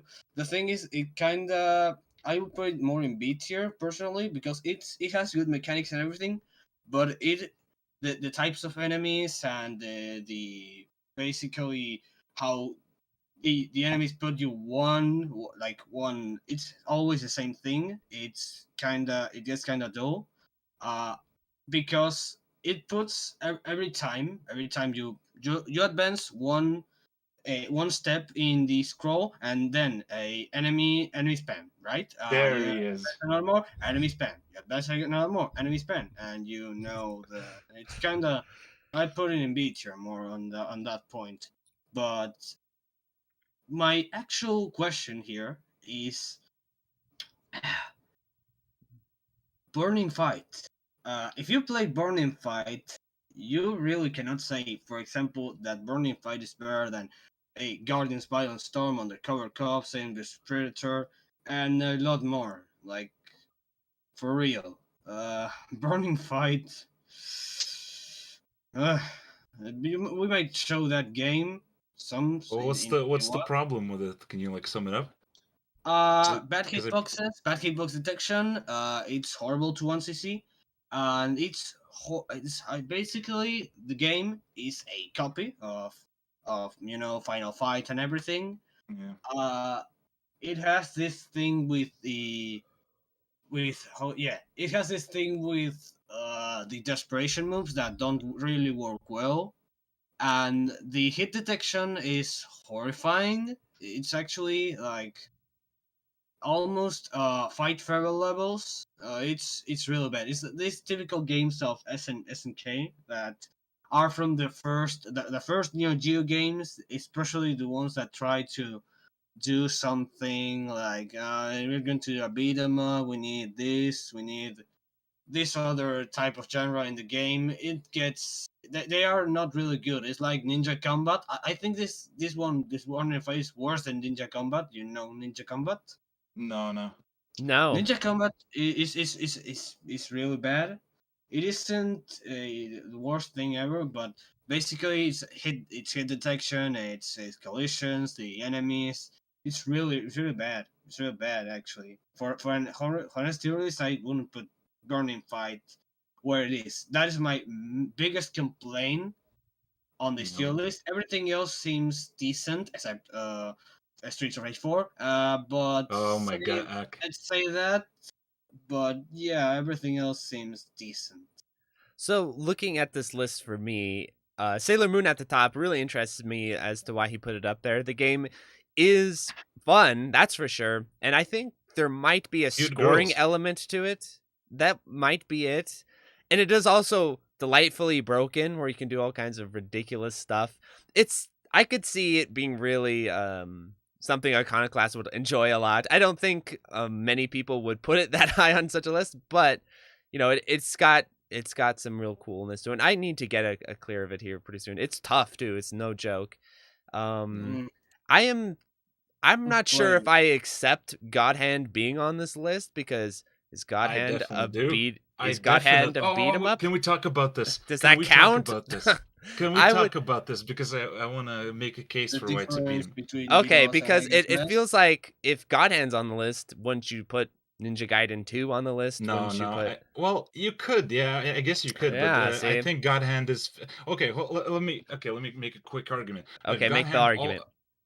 God Hand has most of the elements of like a traditional beat 'em up instead of a new one. So you have like slower paced, crowd control focused, very limited like get well actually it does have get out of jail free cards, but it has pretty if you get surrounded it can be pretty tricky to recover. Then instead of it doesn't have throws, but it has a counter hit mechanic which basically functions similar to a throw, where you get a counter hit, and for example a launcher counter hit, it launches the enemy in the air and you can follow that up with several attacks. And you can also target you basically use enemies as projectiles like bowling Right, balls thrown yeah. to other enemies. Right. Yeah.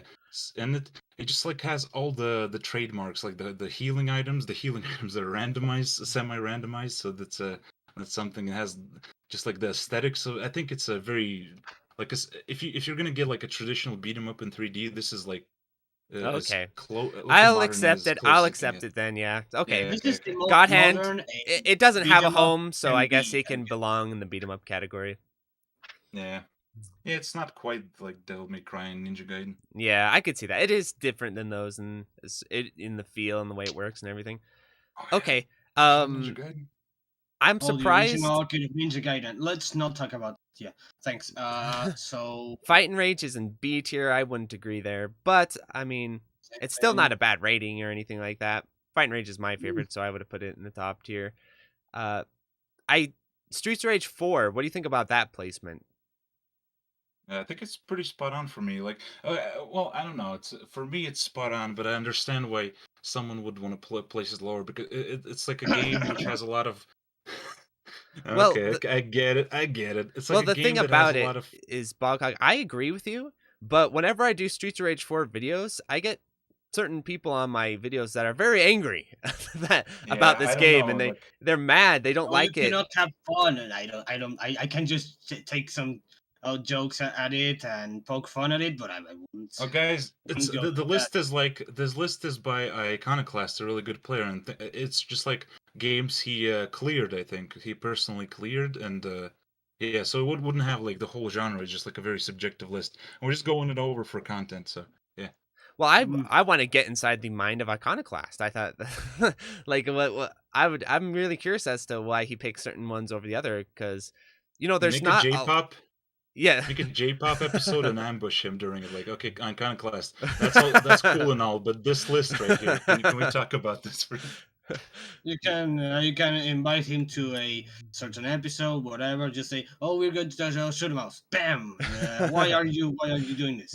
Why- I Give me I answers. I agree with Fight and Rage or Streets of Rage being an A tier. I like the game a lot, but it does seem to have a certain negative reception. Is that just people who are just kind of being hipsters about the series, or is there like Well, certain yeah. elements that you play and you're like, this is offensive to classic beat 'em up fans? I'm genuinely curious about the controversy around this game, or is it just because it's It's successful and people? it's a mix of everything, but I really understand people who don't, because like it's a very frustrating and flawed game that has really good elements, and depends if the frustration outweighs the good parts for you.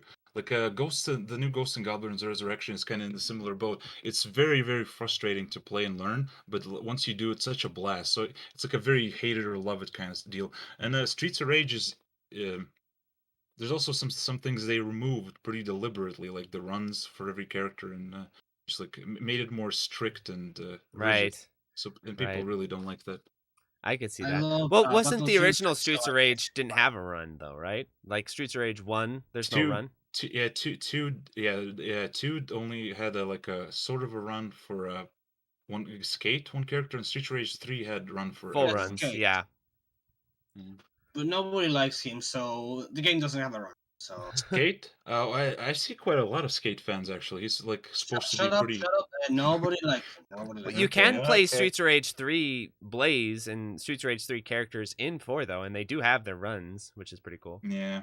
Yeah. Yeah, but well, it's more than that. I think it's like a mix of how commitment heavy all the attacks are, because it doesn't let people get away with bullshit at all. Like it punishes them all the time. Yeah. How frustrating! Like the enemies are very aggressive and the synergy is really strong, so they can be really frustrating. And then there's like some proper stupid bullshit in that game, like hyper armor, like some of the invincibility frames and wake up attacks, Yeah. like some of the train boss. I think they patched him now. It patched the fight now, but the original Yes. fight, oof, yeah, like yeah, it's a very infuriating game, but very fun. It just I it depends on it if just the feels to me like it feels like an authentically made beat 'em up. I'm yeah not sure exactly how yeah to I think say it, but it feels like, yes, this belongs alongside the yeah it genre. feels like it feels even like the bad decision. Most of them you can kind of you know that they knew what they were doing and they made the decision, except like some stuff that seems like an oversight.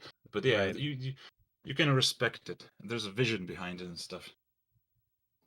You can, yeah, definitely. Uh So Simpsons anything else? Arcade. Did you guys Oh, ever play Simpsons hold on. Arcade? Another another thing is that Streets of Rage 4 kind of competes with Streets of Rage Remake, which has all those convenience features people So like. what the hell Mm. is Streets of Rage Remake? I keep hearing about this. Is this a The real game remake, or is it like yeah, a yeah. fan game? Oh, It's a game made in open world, and it's basically how do I explain this? In the Streets of Rage 3 mechanics and everything, it combines. it's a mashup of every It's a game. mashup of everything. Basically, you have these different endings, different ways to do. You have all these different characters, which are all combinations of all the playable characters and their versions that you Yeah, and they're have on the tweaked.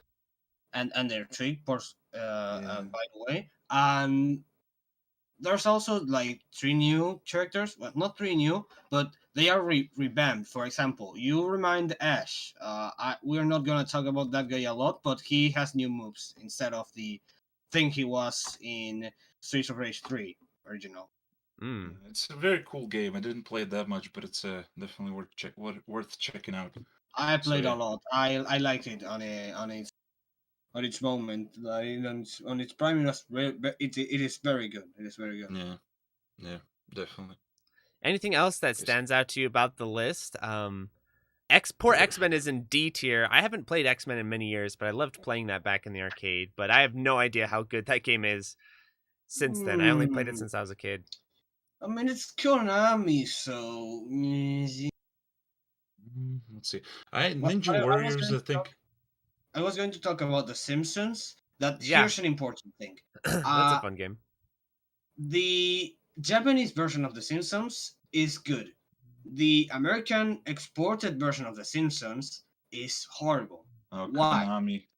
Because Konami, when importing the thing, they said, "Oh, it's The Simpsons. They are going to pay a lot of money for it, no matter how we break the game." So basically, they did this. On the original Simpsons, when you pick up food and stuff, it stacks up to like 3 bars of life and whatever. On the normal version, on the American or exported version, it doesn't happen. You just have 1 life bar, so you have a third of the possible life you could have on the Japanese version. That's The hilarious. bonus stages are basically another robbery they have, and the best part, the bosses are invulnerable until they attack. It's not that they have iframes; they are invincible Oh my until they gosh. attack. Jesus. That doesn't happen on the Japanese version. That's so basically The Simpsons, uh, exported version, F tier, absolute F tier because of how it also treats you like an idiot. Now, the Japanese version of the Simpsons, yeah, C tier is decent, but I had to comment on that because it's horrible. And yes, basically, it's Konami breaking games for the US because they won't notice stuff. That's crazy. Yeah. Yeah, well, mostly like just some things I'm confused about, like Sailor Moon, of course, is also his Iconoclast really loves Warriors of Fate apparently, and I Yeah, play yeah. it, but I don't really like it. It didn't click with me, but taste. Uh, Battle Circuit also wouldn't put it that high, but overall, like it's a good list. I think it. Yeah. Oh yeah, and River So- City Girls, I think I'd put it even lower because like Yeah, me even though it too. has really strong points like aesthetics and you know aesthetics and like even the moveset is a bit fun, but then the gameplay is just completely unfun because of the bad enemy design. How they all have the same behavior. The same wake up timers and which are pretty long. They're like a solid 3 seconds, I think. I don't know, and like exploitable. The bosses are frustrating as hell. Yeah. All right, so let's talk about our top favorite 5 beat 'em ups each. So I could go first if you want. I'll start off with my list, which is probably a little less interesting because it's not that surprising. Number 1, Fight and Rage. I love everything about this game. I love the movement speed. I love the parry system. I love the difficulty. I love how fast paced it is. I love the boss design, the enemy design. There's not really a whole lot I have problems with. I just think it's a fantastic game. So it's my favorite beat 'em up. And then 2, I put Batman Returns. This is a little bit probably based a bit in nostalgia, but also I really like this game a lot. It's a lot of fun. Yeah, I it's a love good the game. combat system. I love the Good enemy game. design. I love how hard it is. It's much more difficult than Turtles in Time. I'm a huge fan of it. The graphics and everything too. So that's my second favorite beat 'em up. Third favorite beat 'em up is going to be Sailor Moon Arcade. So that's the one at the top of Oh shit. the list. The reason why I like it so much is because of how crazy and insane it is, and how you can do all these ridiculous setups on the bosses and everything. This is something I want to play more, so you probably see me playing this more. And then after that, say Streets of Rage 4. I like Streets of Rage 4 a lot. I love the variety of the characters. I love the level design and the pacing overall. There are definitely some moments where you're like, okay, come on now. But I'm willing to accept that. I like the game quite a bit, and I also like how much it's getting supported with extra content and mods, and that's really cool. And then 5th, Turtles in Time, because it's Turtles in Time, and was my favorite beat 'em up for a very, very long time. It's too easy, but I hold out hope that maybe someday someone will ROM hack it and add in like a higher difficulty ROM hack. But I actually really like the combat system a lot and the enemy design a lot, and it's just a lot of fun. So those are my top 5 beat 'em ups. How do you feel about the new one that's coming out? Are you excited about that? The new Turtles game. I'm neutral, so I'll try it. Okay, yeah. So, yeah, I'm not negative. I'm not positive. I'm neutral. If it's good, I'll be like hell yeah. If it's bad, I'll be like this sucks, and then everyone will get mad at me as usual. So, but I'm neutral on it. I'd usually be negative, but Streets of Rage 4, I was really negative towards Streets of Rage 4, but it really proved me wrong. I really liked it a lot, so I'm gonna be a bit more optimistic, I think. I feel like Western people have probably a little bit of a better grasp on beat 'em ups than we do on other genres that like arcade genres such as shmups. That's my opinion anyway. Like I could see like the studio that made Streets of Rage 4 right? seemed to have a pretty good understanding of how Streets of Rage works and how beat 'em ups work and everything. As players, right? I think as players and as developers, just the whole ecosystem. No, I think this one is more of an exception because for the reason I was so skeptical is because so many Western made beat 'em ups or had the same problem as shmups. But what about like Fighting Rage, for example? Oh yeah, well that was the first that was the first big exception because before that I can't think of any like that wasn't fan made. I can't think of any game that really stuck out to me. I think it's because our generation, I don't know how old you are, but I'm of a certain generation that I played beat 'em ups as a child, and I think our generation of people that are making these games, like the Fighting Rages and stuff, grew up with the genre in a way that I think older people probably didn't. So I'm more optimistic about this crop of beat 'em ups. So who knows? Like Turtles in Time could be garbage, the new one, or it could be surprisingly good. So I'm neutral. Do you remember the other remake of Turtles? Oh, yes, I do. That's why I'm like, maybe this is a good thing because maybe what happened was this team was playing that other remake. They're like, this is unacceptable. We need to do it again. Yeah. That's the kind of shit you would get before like Fighting Rage. Usually, that's the kind of quality you'd come to expect. Right. Yeah. Goodly. So it will be my turn now. Yes, go ahead, one. Yeah, basically, counting anything but fan games and everything. Yes, I would say that counts. favorite game of all time. So do I go in like this top 5, like from 5 to 1, or so just okay? So my fifth favorite fighting beat 'em up. We're talking about the beat 'em ups, and I forget the name. Great. Yes. Final Fight, the arcade version. Because it's basically it is not only because of the game being enjoyable and doing everything mostly everything right. It's because of the merit of not only being one of the first ones, the basically you could say the trope codifier, the genre codifier. It is incredible how it managed to do such a original thing at this moment. And just hold up to this day as good as it does. It is many people's favorite game. That this arcade version, even the first version and everything, it just doesn't get old apparently. Not only because of the story, like you play, it doesn't even have the same feeling as Street Fighter or even Street Fighter 2. Like we have come a lot, we have evolved a lot from those games, especially Street Fighter 1, the very first one, where you play a game today and it sucks.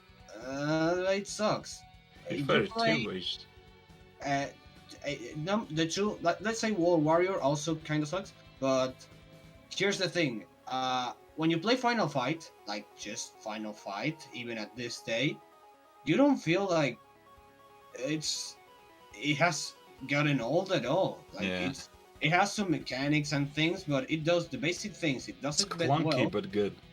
It's clunky but good. Just a bit clunky for that for a game that was made in '98. That's a really great merit, and it also holds up a good challenge. It has a new variety. It does everything actually well. So my fourth favorite beat 'em up. Lost you right when you said my fourth favorite beat 'em up is, and then I stopped him, so he's gonna commercial cut to E3. Yes. So what's your fourth favorite? That's right where you left off. It's basically the SNES version of I the Ninja Warriors again. The Ninja Warriors again. Okay. Of SNES version, because I don't know a lot of the Switch PS4 version of the Ninja Warriors yet again, or whatever it's called. Yes. Because I couldn't play that, but it seems so fun, and I even like from that same team, the one who made the remake of Wild Guns. I bet it would replace this as the fourth place, but from what I have played, I love the SNES version of the Ninja Warriors, because it does a interesting thing with doing a combination between beat 'em up and just side-scrolling action game. It has many things that it does correctly in a original way. It has character variety, and it's aesthetic, and the ninja robots, everything, the enemies you fight, story, the bosses, it really fits with me. I love this game, and I played it like a lot. I play this a lot, and it's really good. I like it.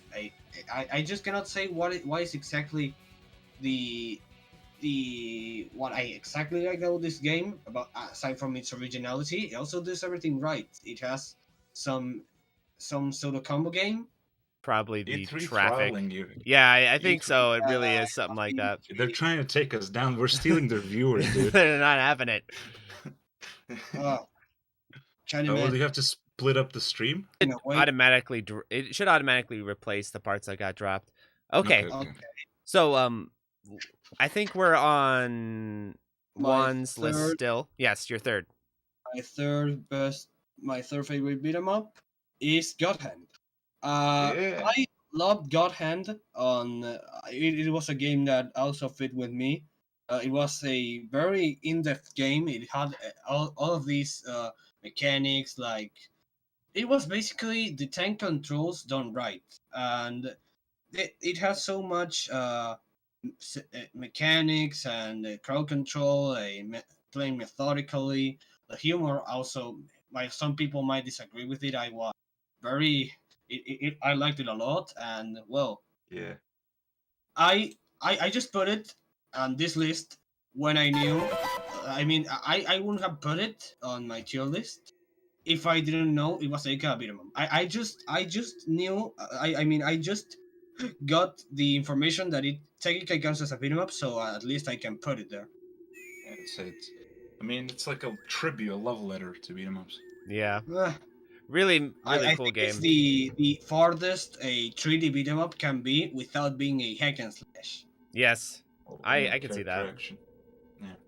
So my second favorite beat 'em up is Fight and Rage.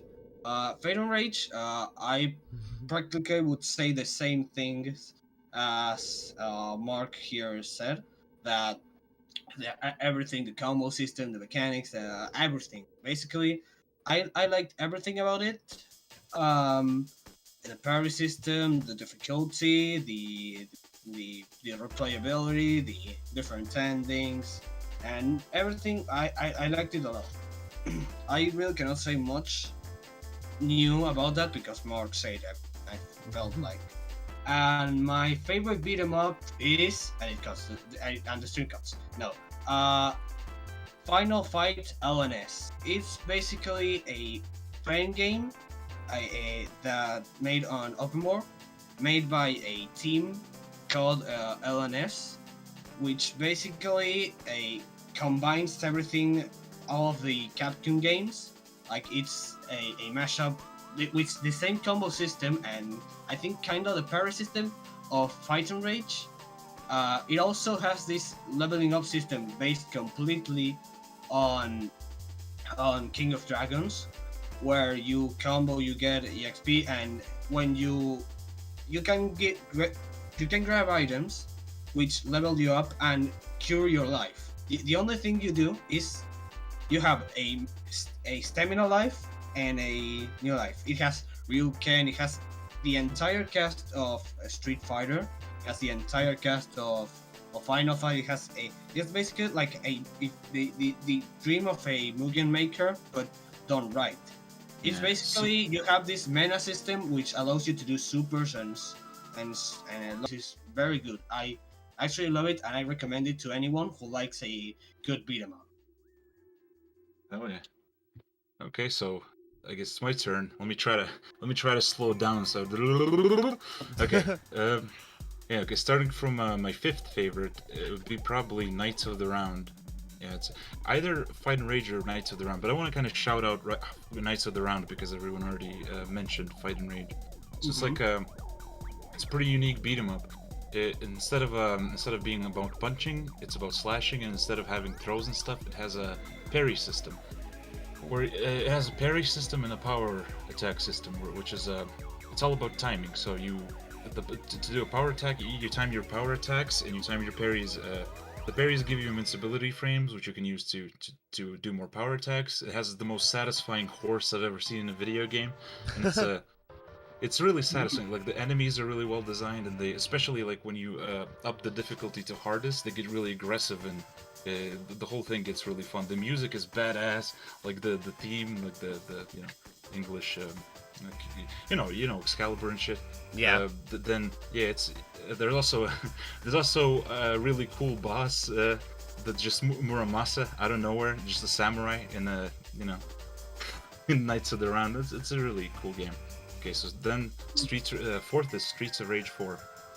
It's a really frustrating game with a lot of flaws, like the hyper armor, but it has a really well-designed enemy roster for the most part, because they each fill different niches, they have very distinct behaviors, they make you play very differently, and the whole pace of the game is really strategic. You have to think about your positioning a lot, your like recovery, the move set is very recovery heavy, so you gotta really keep track of all that stuff. It's really intense.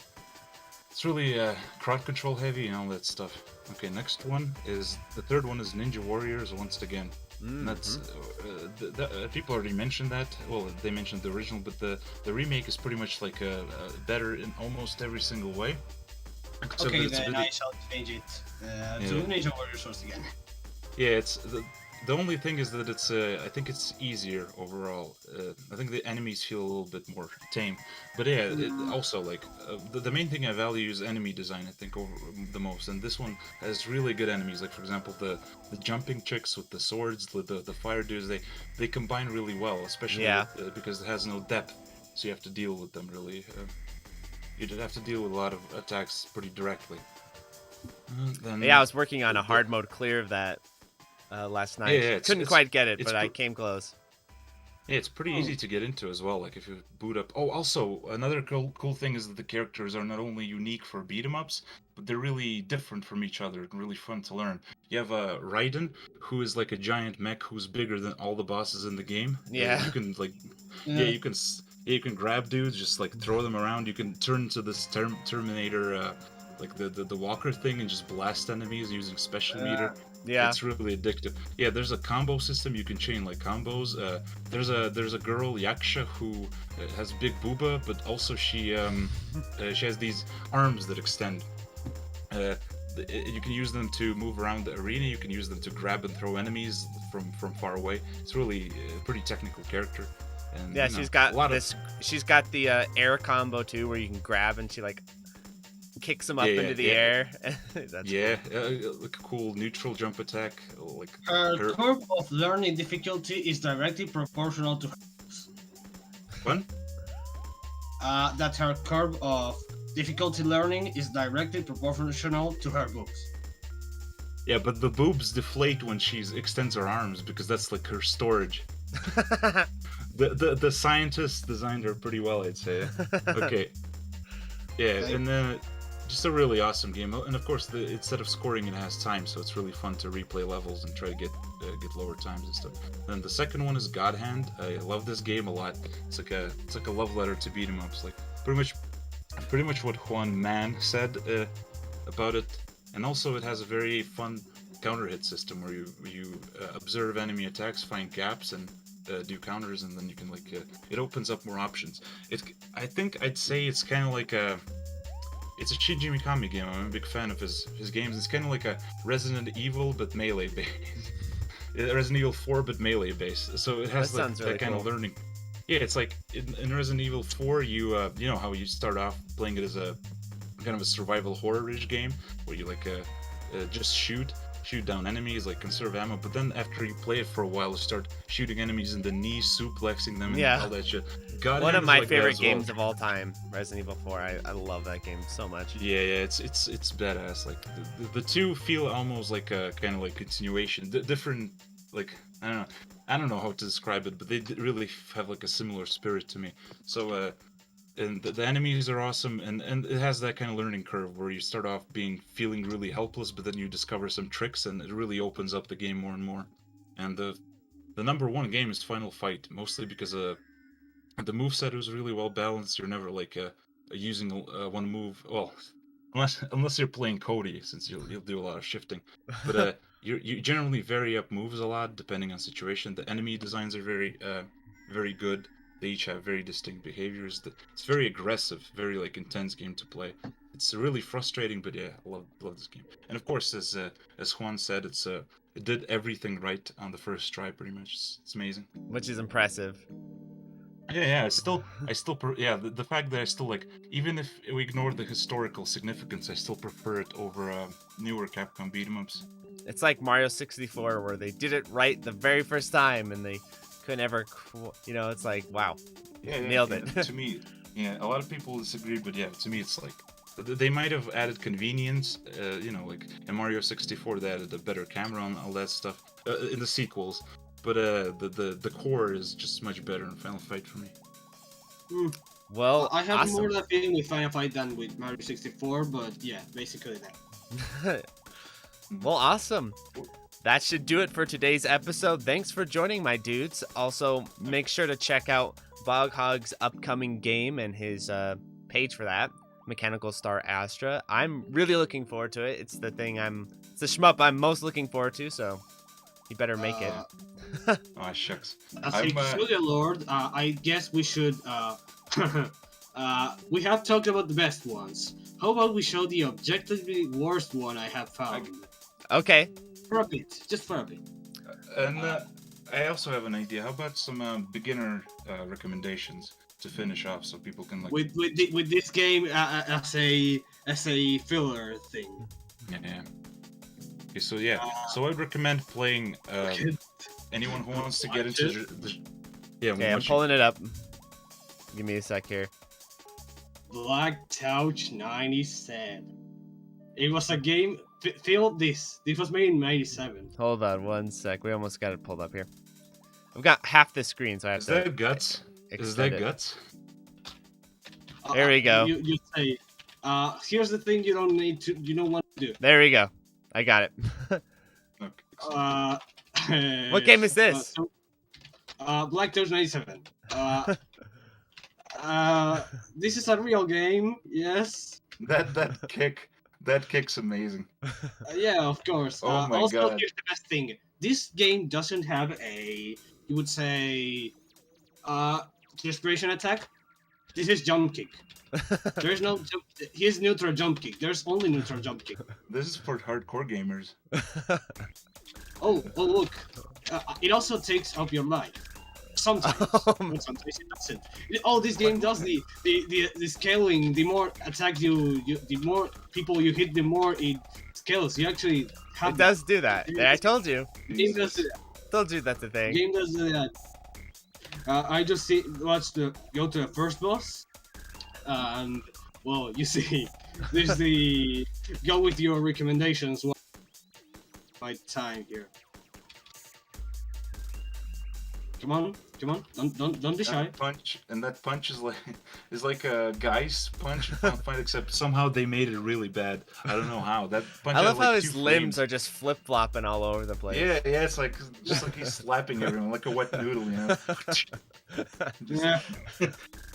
The enemies also can sometimes fly out of the way. Let's see if they can clip to they can just go. Let's see. They sometimes just cross the buildings. Let's see if they do. Yeah, look at it. Look at that. They are. Yeah, it does, Knight. Each enemy looks like they came from a different world, like a different universe. Yeah, it's like a mishmash. They definitely come from different worlds. Also, here's the single player. Here's how he looks. Oh man, well, rest in peace, epileptic people. Oh yes, well yes, definitely that guy. Wait, did she threw her wig? Yes. Wait, what? Wait, what is happening over here? Okay, basically, here's the main attack is basically this jab, which is a up jab, up punch, and you know, best game ever made. There's also this special move which doesn't work sometimes, and sometimes it does. So how about we play a game on data mining everything that a good beat 'em up needs to have, but this has none of it's like the perfect distillation of everything. I think I just okay. Thank you. Kill him. Thanks. Okay. Basically, I want to get to the first boss. Oh, here's a. I was going to say a donut, but it's actually money. You look that I was, I was going down, and it still hit me. Oh my god! What is that box in there? It is over the okay. So here are people, here are enemies. I already naming A, B, C, A, whatever. I'll just get to the first one. New fashion. You can beat this. Here's the funny thing. You can beat this game with your second player if they go the typical here I am and here you are, the typical back-to-back strategy with your friend, and you don't get hit.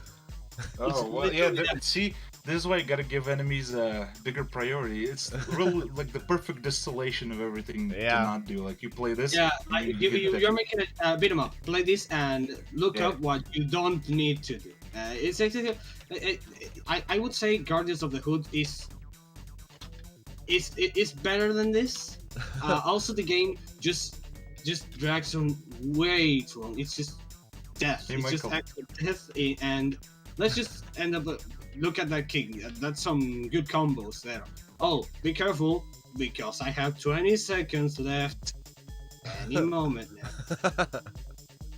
Any moment the timer doesn't go down. Well, this is there's torture. no cover. It's just there. It's just there. I wait. I just need. I have Wait, to. so Is this I the think boss? I have to. Maybe I it's think I like need hours. Yeah, maybe. Maybe. Oh, there he is. There he is. The boss. Wait, isn't this the normal enemy? No. This isn't the Oh, boss. okay, The boss okay, is the okay. boxer there who's just dancing. Let's see. Also, this game. Why is this game like this? Thing is, Black Touch is a mesh. That guy never died? Game. Black Touch is a mesh game, which they said, okay, how about we make a beat 'em up in straight up 1996? So that way we get That's brutal. we get more people on our okay, there he is. What the hell's going on? Okay, I am screwed, and well, here's the thing. When you beat the levels, you get, instead of a bonus stage, you get an image of an, which is hardly censored. Like it's censored with a, you would say, like in paint. You have in paint like this. Basically, it's censored on with the black paint of paint. Basically, just scribble everything over there. You can see that. Yeah, it's just paint. It's paint by DRGM and incredible games from Korea. And here's the best thing: the AI they made for the attract mode doesn't exist. It's a guy playing both characters. You can see that one moves and the other moves. It's basically one guy with the both controllers there. Wait, so like, wait. So, oh, That's incredible. What the fuck, dude? So this is I want to show this because this is what you don't have to do. He's And playing with his feet. it just displays that when you play a good game, at first you don't see what's wrong, but when playing a bad game, you can data mine everything perfectly. Instantly. It's So like, okay, yeah, this is what I hate. Also, we went with the best or top 5, the best shoot 'em ups for beat 'em up for us, and first comes the best, and the worst. Yeah, okay. Yeah, that's Also, I want to show just the last image to show what the score looks like, the score leaderboard looks like, so you can imagine the rest of the things. There you go. Horrible. It's horrible. Epilepsy warning. And basically, it's just a go with some kickball, whatever. that is unreadable. that is just okay. That is just the best. That's just incredibly the best game ever made. Yeah, I'm glad Beautiful. I experienced that, even indirectly, you know. Yeah. Okay. All right, final Yeah, recommendation, Boghog, for okay, well, yeah. beginner Play, shmups. Or beginner beat-em-ups. yeah, beat 'em ups. Honestly, the modern ones, Fight and Rage has really good difficulty settings. Really, normal is really easy to 1cc, and you can just like smoothly move up. Yeah. Then Ninja Warriors once again, and Streets of Rage 4. Although that'll get frustrating on the higher difficulties, but it's really like the story mode. You can play the story mode and then jump into arcade and stand a reasonable chance of 1cc. Mm-hmm. Yeah. And if you want to play an arcade one, then the Punisher, Metamorphic Force, Knights of the Round, I'd say. What else? Basically, refresh your camera. Yeah, like camera turned off. I would say playing games on easy or hard or whatever doesn't really care unless you want to show the run on internet. But basically, many games especially from Capcom with good mechanics, and those who are easy, like kinda easy, like Punisher and stuff, are actually good. It will be good beginner beat 'em ups. Oh yeah, Violet Storm is a good one. That's reasonable to like learn and not too hard. In my opinion, it's the best Konami made game of beat 'em ups. I mean, Yeah, one of the best by Konami. Yeah. Yeah. Guardians as awesome. well. Yeah. Oh yeah. Yeah. Okay. oh, okay. Guardians by Winkysoft. That game is just so deep on everything. It's like a fighting game trapped within a beat 'em up. Okay. Okay. Well, I think that's that, right? Yes. Yeah. Well, thanks so much for joining the episode, you two. It's a lot of fun talking about beat 'em ups, Yeah. It was and a hopefully blast. we can Same help. here. Help bring a little bit more awareness to the genre, even if it's just a little bit, right? Yeah. And it yeah, is beat 'em up a few month, people. so stay tuned for the rest of the Yeah. month for more beat 'em up stuff on the channel. You have to stack up this video of everyone you know and everyone you love. So Just that 3 hours, Yes. you know, casually said. Yes. Yeah. 3 hour video. Just check this out, bro. You know, check this out. Yeah. Just no timestamps, nothing. Just check it out. Okay. Watch the whole thing, otherwise you're fired. Oh yeah. If you're a boss, just make your employees sit through. Make this. them Just watch, like, subscribe. Yeah, like a clockwork orange scene, you know. Yeah. Yeah. All right. Force their eyes open the entire time. Yeah. No Yep. escape. All right. Well, Okay. adios, everyone. Thanks for tuning in. By the way, everyone tuning in. No hot takes today because we went 3 hours. So hot takes next time. I wanted to say how Doom Eternal is actually a beat 'em up with guns. So, but you know, some other time. Yes. I think I went with enough hot takes for me. I think many people might have some hate for me, but Oh, yeah, whatever. No, I think it's fine. You know, just the Streets only of thing Rage I'm 4 worried strong. about is like just talking bullshit because you know my knowledge is limited. I'm not like a top player or anything. Just like- exaggerate a bit. Yeah, but the thing about it is beat 'em ups. How many top players are there? Like 3? You know what I Yeah, mean? the It's thing- like yeah, it's a I was small thinking, crowd like- to come and murder you. Yeah, I was thinking like, yeah, I'm not that good, but no one's fucking doing this, so yeah, might as well. Yes. Yeah, Exactly. What are you gonna do? Beat 'em up. I will escort myself. Okay. Adios, everyone.